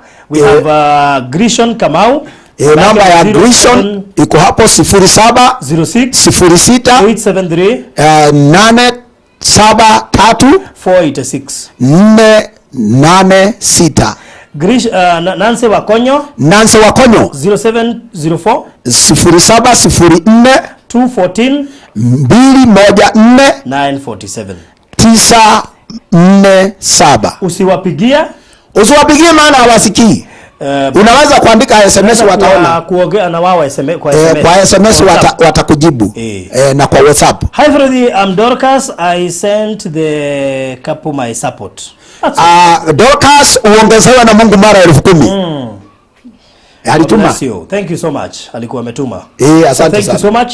And we have so many people wenye wanaendelea kutuma. May God bless you so much. Na hata wenye watu wengi sana mnaoendelea kutuma. Mungu awabariki sana sana. Na wale mnaoenda kuendelea kutuma. Fanyeni hivyo kwa moyo. Kutoa si utajiri. Kutoa ni moyo. Tumalize show. Mimi nimefurahi. Na nimeshukuru sana. Kwa sababu ya nafasi hii, slot hii iliyotolewa na Farodhi Studios kwa ajili ya Grishon na Nancy. Hata sina uwezo wa kusema kitu. Ila tu kushukuru Farodhi Studios. Na kushukuru watazamaji wa Farodhi wa Adhayo TV. Kweli kabisa. Hili ni jambo kubwa sana. Na wewe mtazamaji wa Farudhi wa Adhayo, Yes. Napenda ni kuhakikishie Grishon na Nancy hawajaripishwa kuja studios. Yes. Hii ni service wamepewa bila kulipishwa. Farudhi wa Adhayo studio Farudhi wa Adhayo TV imetoa studio yake kwa ajili yao bila kuwalipisha. Na sio tu bila kuwalipisha, ni kwamba hakuna kitu ambacho kimetolewa na mtu yoyote, kimechangwa na mtu yoyote ambacho hakijanakiliwa. Nimefuatilia, mimi ndio niliyowaleta, nimefuatilia jinsi mali inatolewa. Ile iliyo kwa simu yao ninajua, maana wananifahamisha. Yes. Na ile iliyotolewa kwa Farudhi wa Adhayo TV yote imenakiliwa. Hivyo wewe mtazamaji, na kuomba uwe na amani na uwe na hakika yale unafanya ni haki. Wahome Alice ameuliza, apart from kutoa, Yes. How else can someone be part of it? Be a service provider. Be a service provider. Unaweza jitoa wewe kwa siku hiyo. Unaweza toa kitu chako kama gari. Wale wenye magari, tunahitaji wingi wa magari. Kwa sababu ya magari ya wasimamizi wa msichana, wasimamizi wa kijana, familia ya msichana, familia ya kijana, na hata ubebaji wa vyombo vitakavyokuwepo. Yes. Kuna wale ambao mna uwezo wa kupata tents, hema na viti. Tafadhali zinahitajika. Ahidi hapo. Yes. Ni nini unaweza kutoa na jinsi kinavyoweza kufika hicho kitu unachoahidi. Jinsi kitakavyoweza kufika kwa Farudhi wa Adhayo Studios. Ili kiweze kutumika kwa siku hiyo. Kuna watu ambao labda wako na kampuni za mchele. Unajua wedding ni mchele. Wedding ni mchele. Tupea gunia moja. Kwanza umekumbuka. Yes. Mwea. Mwea. Watu na kitalas. Ukipata kama mchele na siku hiyo kuna watu wanakulaga kuku. Wale mnakulaga na kuku. Of course, yes. Na tumaharage. Nzuri. Na tumaharage nzuri. Na wale mnapata na wenye kulima nyanya, na wenye kulima carrot, so na viazi. You know what we shall do, Bishop? Yes, please. Next session tunakuja hapa. Yes. Tutakuja na list ya zile vitu zimebaki. Ndio. Tutaketi chini, ndio, tuangalie tumefika wapi. Ndio. What do we have? Yes. So that by next session we will mention what we don't have. Yes. And that's very good. Kija hapa tuwe na orodha ya kile kimetolewa na kile ambacho hakijatolewa. Ndio wewe mtazamaji uweze kujua, uweze kufahamu ni wapi unaweza kuingia na kusaidia zaidi. Yes. Asante sana. So kuna Paris ametoa 500. Paris, Mungu akuongeze mara 10,000. Mary 1000. Mary, Mungu akuongeze mara 10,000. 200. Lea, Mungu akuongeze mara 10,000. Na tunazidi kuendelea. Na tunaendelea. Hata wewe unaenda kuweka, tunakungoja. This Friday kuna committee ACK. Ndio. Kuna committee. Kuna committee ya watu wa kule ACK, wale ambao ni deaf. Wangependa kuhusika pia. Yes. Deaf, wale ambao hawasikii, ambao hukutana ACK All Saints Cathedral. Watakutana hii Friday. Committee yao, kamati ya wale ambao hawasikii. Yes. Wanakutana All Saints Cathedral Friday hii. Na wewe kama ni deaf na ungependa kukutana All Saints Cathedral, saa ngapi? Muulize ni saa ngapi?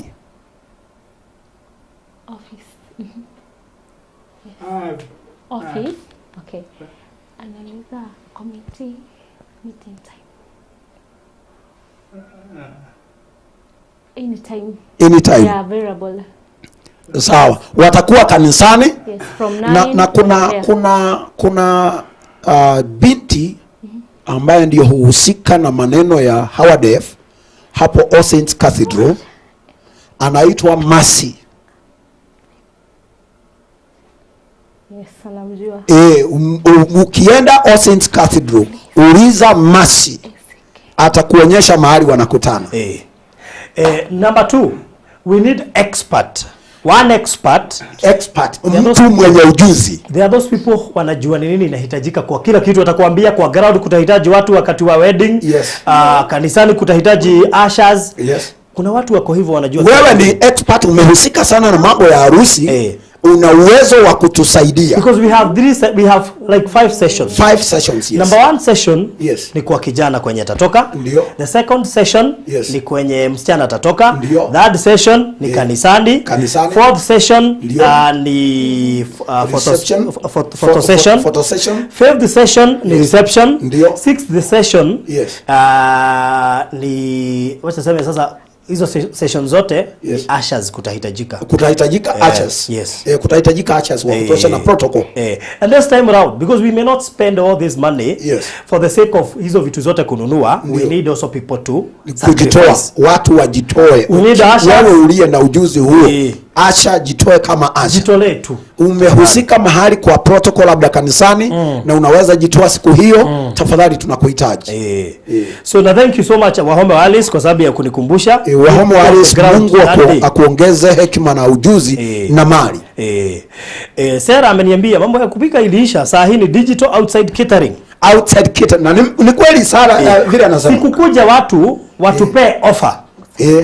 Si watupe offer. Ya kwamba mimi nitakuja kupika. Kuna mmoja alisema yeye atatoa masahani na vitu ya kupika. But tunataka at least kuwe detailed. Na sababu watu ni wengi. Outside catering hata wawili hawawezi tosheleza. Yes. And then we need also to give capacity. Najua capacity au center cathedral ni kubwa. Ni kubwa, But kama haitakuwa mashambani, yes, I don't think we will have like 400. Yeah. I think should be around roughly 200 to 50 when it is on a higher side. Yeah. But we shall estimate. Kwa sababu unajua ukitafuta caterer, yes, lazima ukuwe very keen. Yeah. You need to know the exact capacity, yes, ya watu wenye watakuja. Ndio tujue kiasi cha chakula chenye, yes, kitapikwa. Hataki kupika chakula mingi tuachwe nayo, ama chakula kidogo saa zingine wasifike. Yes. So Nimoras, mimi nikikuwa home nitakuja niwe Asha. Thank you so much Nimoras. Asante sana kwa kujitoa. Nimoras. Thank you so much Jane Wajiro, Millicent Wajiko. Thank you so much. Asante sana, ubarikiwe hata wenye wanatucongratulate. God bless you so much. Wabariki sana. Hata kwa kutazama, wewe ni wa muhimu. Kama wewe ni wedding planner, tafadhali kuja utuongezee ujuzi. Njoo utuongezee, tuko tayari. Ndio. Na nafikiri kufikia hapo, if you have anything you can call me via 0798 0798 008 008 008. If you have you want to support with service providers, any communication, any information you want to pass, or anything else, yes, please reach me via that number. We have a WhatsApp group. Yes. That WhatsApp group inawekwa updates kila siku. Ya kuonyeshana kila siku tu.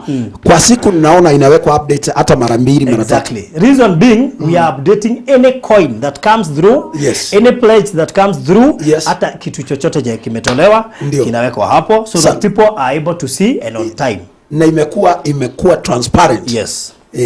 So thank you so much. Asante sana Bishop.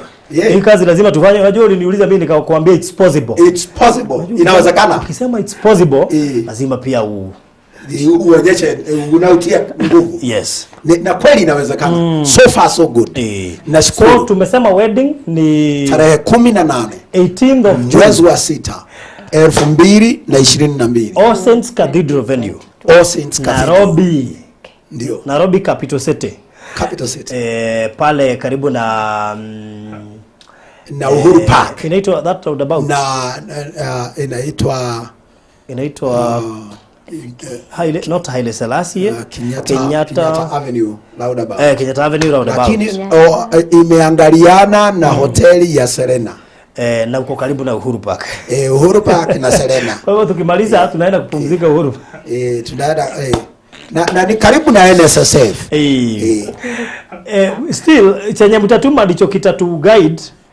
Tutapeleka reception wapi? Kwa kweli watume tunawaomba watume. So also caterers inbox me. Yes. Give us suggestions ndio tukae chini na lazima mtupe offer kubwa. Hatutaki mtu mkosa kutulipisha because I know that one is a bit tricky. Yes.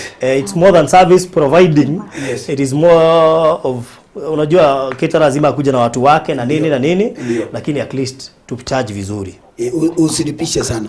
Na utoe na nafasi yako. Lakini kama kuna mtu wako hapa angetaka kusimamia hiyo mambo ya chakula, yes, si tuambie, tumshikanisha na caterer, wajadiliane. Ikiwa kuna mtu hapa anataka kutoa story kuchangia mambo na PA na nini, yes, si atuambie, Farodhi wacha nisimamie side ya PA, yes, nipatie mtu mwenye ata provide, tuongee na yeye, ni mimi nitamlipa. Sawa. We shall be happy. Itakuwa vizuri sana. Asante. So thank you so much. Yes. May God bless you so much. We love you. Thank you for...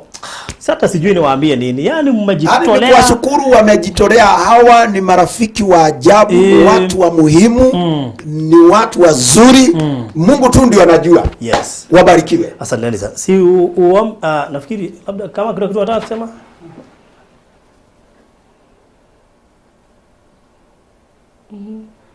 Anasema asante kwa kutuleta hapa.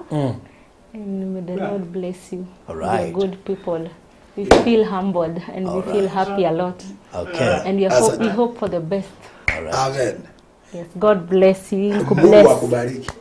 Hiyo ni baraka. Amen. Marembo.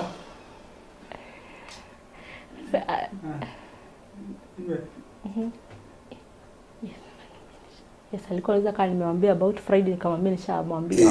Yes, anasema mrembo anasema that Grishon ameongea. Yes. Ana respect mzee. Chochote mzee amesema ni kidole. Ndio amesema. Mzee amesema ni kidole. Amemheshimu mzee. Na heshima ikianza mwanzo. Nakwambia. Hii ni kubwa. Ameheshimu mzee. Amesema ni kidole.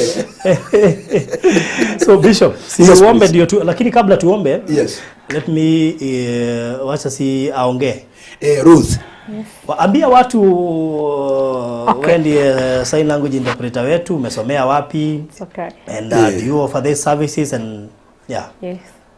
Hello everyone. My name is Ruth Nyambura. I'm a sign language interpreter. I learned from the University of Nairobi and I love my work. God bless you all. Wow. Thank you. Thank you. Haya, huyo ndiye Ruth. Na Ruth, funny enough, najuana na bwanake. Do you know husband wake ni mgani? Ebu waambie. Because he's our friend here. I was shocked. Wakati nili announce. Yeah. Ni rafiki yetu hapa.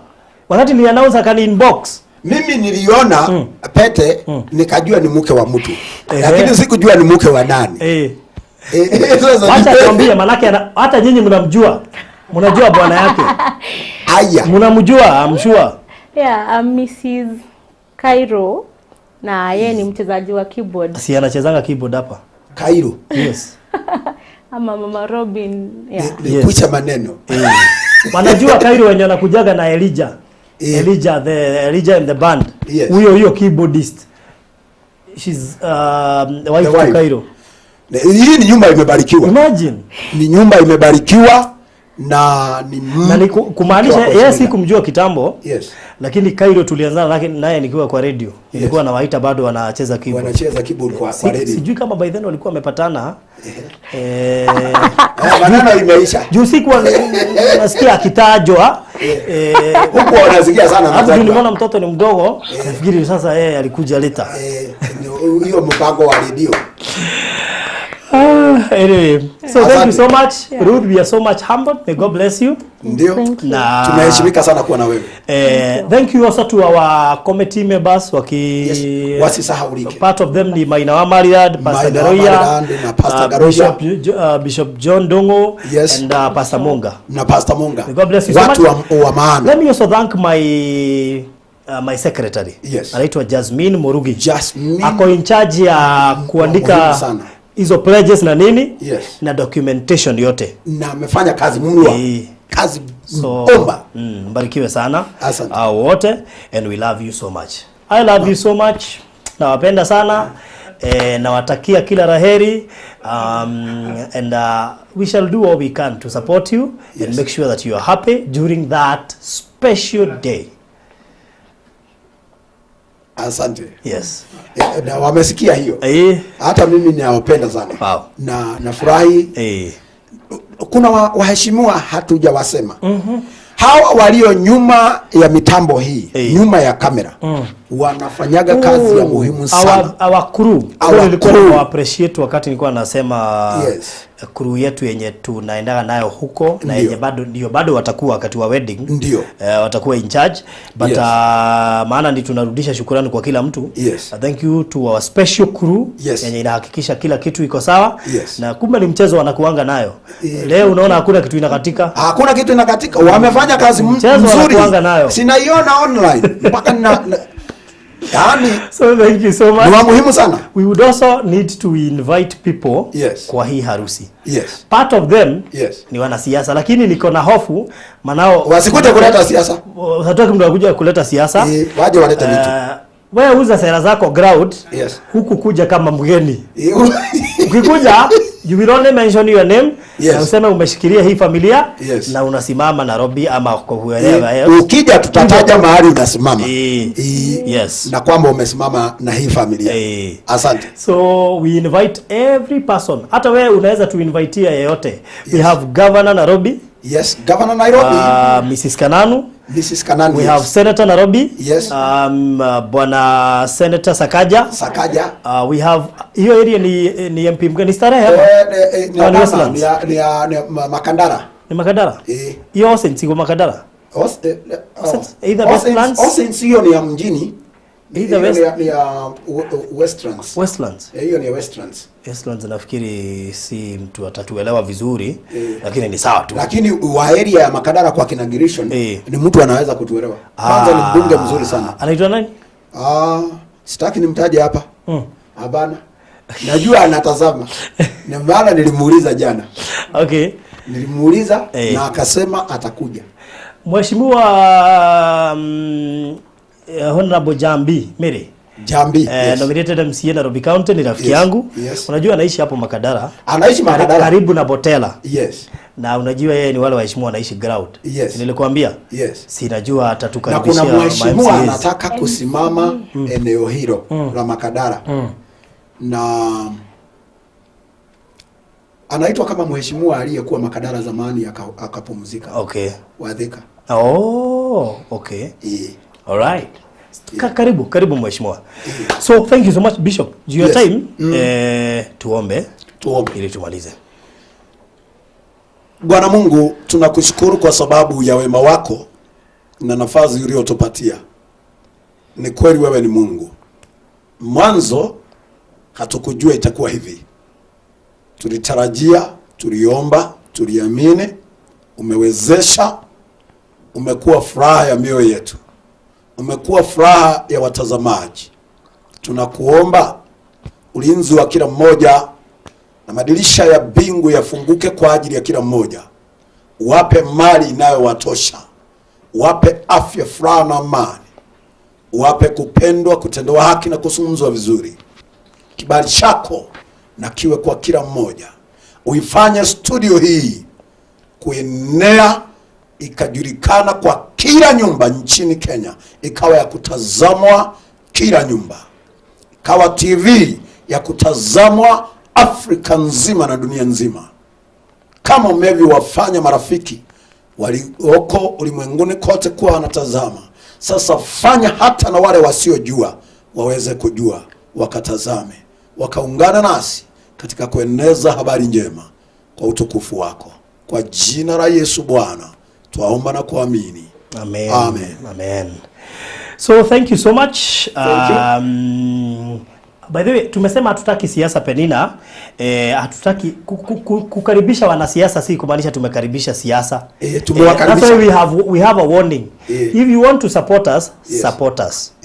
If you want to come to the wedding, kuja. kuja kusalimiana tu na kusema wanasimama wapi period because we cannot avoid them and we also need their support. Kwanza ni ndugu zetu na support yao si kumaanisha zile like Mary Njambi amekuwa akitu support all through kwa charity project zetu na hakujai kuwa na siasa so we are wale wote wana siasa. Unajua nimesema hivyo a 3/4 of them ya wale wanasikia hii lugha tunaongea ya Kikuyu they are our viewers. Akina Honorable Wagalewa Amedho, akina MCA Bondo wa Zimmerman, most of them talk to me wanaambia tu Farodhi tukua tunakutazama so we hatutaki kukosa kuwataja because we also need their support here. Ndio maana hata ule wa Kandara sikumtaja sana isionekana kama tunapendelea mmoja. Exactly. So thank you so much, may God bless you. We love you people.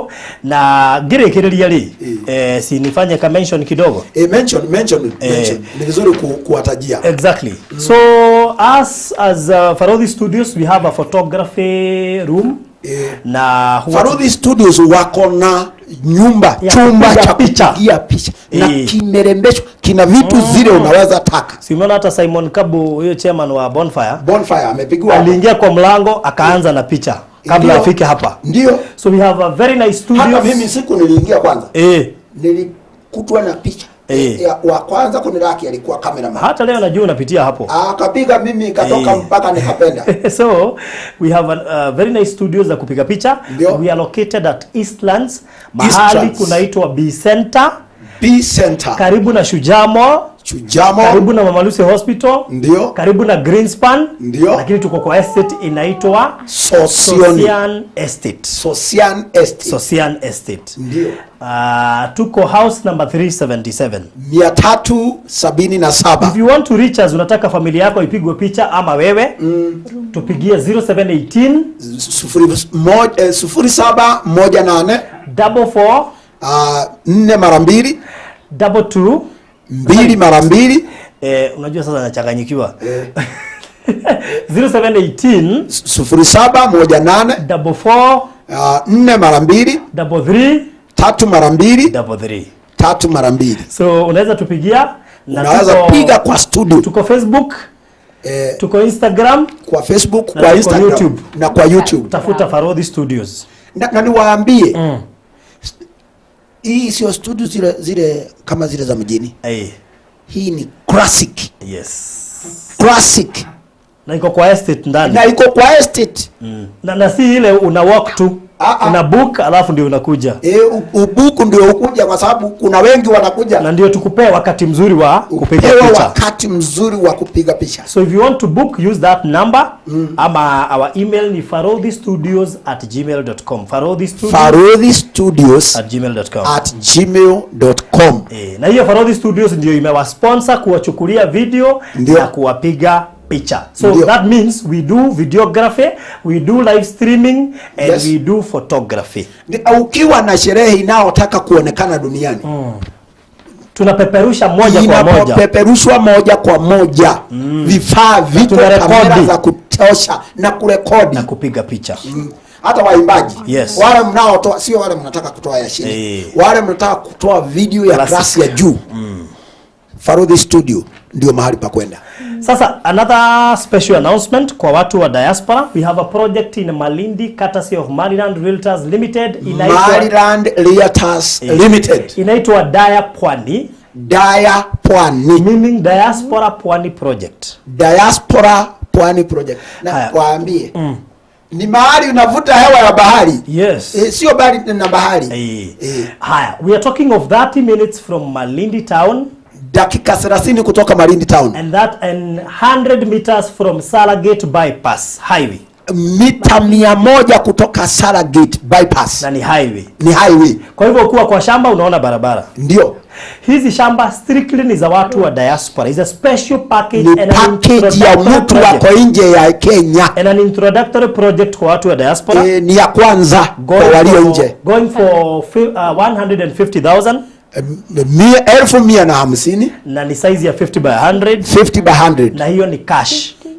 Unalipa mara moja cash. Title ni inclusive. Na hiyo pesa ndio mpaka ya title. Hiyo pesa manake watu wengi hutatizika kutuma ikiwa yote. Ndio. Unalipa cash in 1 month. ulipe cash, ungoje mwezi mzima kusanya. Usiwaambie wagoje. Kumaanisha cash in 1 month unaweza tuma in portions. Bora mwezi ikiisha ikuwe imemalizika. Lakini sisi tukusanya tutuma mwisho wa mwezi. Nilikuwa nimesikia wangoje. Wanafaa actually kulipa instant cash. Hizo tumepush hiyo duration ndio watu wenye hawawezi kutuma yote mara moja, lazima wagawanye in portions. Na hiyo umewasaidia sana. Wewe mpendwa uko diaspora ni kumaanisha huko Kenya. Tuma mpaka ikifika mwisho wa mwezi imejaa 1,150. Alright. Shamba ni yako na title. So nikimalizia niombe tu. Si watahitaji mchungaji huko kwa hiyo diaspora. Si ufanye mchungaji tu special. Tayari kuna mchungaji. Lakini kuwa na wawili sio mapepo. So nikimalizia maybe ndio waelewe vizuri. Unajua tukiongea watu wawili wanaweza kosa kupata information vizuri. Acha niseme nikiwa peke yangu ndio niweze kuwa clarify. So tunapeleka watu kwa site free of charge na tunawapeleka na ndege. So in case uko mbali na ungetaka brother yako ama mzazi wako waende, tutampeleka kwa ndege na tumesema ni cash 150,000, size ni 50 by 100, 30 minutes from Malindi town na 100 meters from Saragate bypass na ni very few zenye zimebakia. So inbox 0798 008 008 0798 inbox kwa hiyo namba kama unataka nikutumia map. I will send immediately tukitoka hapa ndio uweze kutumiwa map. Saturday hii tulipea Kamondo wa plot huko. Kamondo Charles Kamondo tunampeleka kwa ndege hii Saturday ili aweze kuona shamba lake. So kwa hivyo tutaenda hii Friday huko Dayapwani Malindi. Kamondo aone mahali tumempea na witness hata kama haoni kwa kiroho atasikia hata hewa itamwambia ako mahali mgeni. Exactly. So in case you want to book, please inbox me and of course I will send you a map. Na nikishatuma map select alafu ni kuisha inaisha, so be part of it. Siwaambie zinaenda karibu kuisha. Yes. So mtu akitumua map ataona ni kuisha zinaisha. Usikae sana. So 0798 008 0798 008 008. Tuma pesa pata shamba. Niruhusu nikuambie title za Isinya zimetoka na title za Konza phase 1. So kama ulinunua Isinya na kama umenunua Konza phase 1, please kuja kwa piga simu, tutakufahamisha vile utakujia title yako na hiyo story itakuwa sawa. Konza phase 2 nayo imeendelea, iko karibu nusu. So in case you need Konza phase 2 ni 540 cash, installment ni 590, deposit ni 540. Deposit ni 200, the rest ulipe in 6 months. Nikikufanyia hesabu after kupeana deposit, monthly utakuwa unatuma 65,000. Kwa hivyo ita 65,000 deal because every month utakuwa unatuma 65,000 after kutoa deposit ya 200 ndio ununue Konza phase 2. Lakini Konza phase 1 title zimetoka. Konza phase 2 niuliza sababu ya mtazamaji. Size yake 50 by 100. 50 by 100. Yes. 50 by 100 ni ile tunasemaga quarter. Quarter acre. Yes. Sivyo sio eighth, not quarter. Eighth acre. Yes. Sio dogo. Eighth ni kubwa. Anyway, kuna watu wanauliza kama ni brother ya Ben Githae. Wale mnauliza kama mimi ni brother wa Ben Githae. Na nimeulizwa na watu wengi. Hata watu walisema nisimame na yeye tupige picha. Halafu tuulize wazazi ni nani baba wa nani. Kweli tunafanana. Mimi sio brother yake kwa damu. Yes. Na kama kuna damu mahali, wazazi ndio wanaweza jua. Alright. Anyway, thank you so much. Mkuwe na jioni njema, asubuhi njema kwa wanaoamka na mchana mwema kwa walioamka muda mfupi baadaye. Asante sana. God bless you so much. God bless you.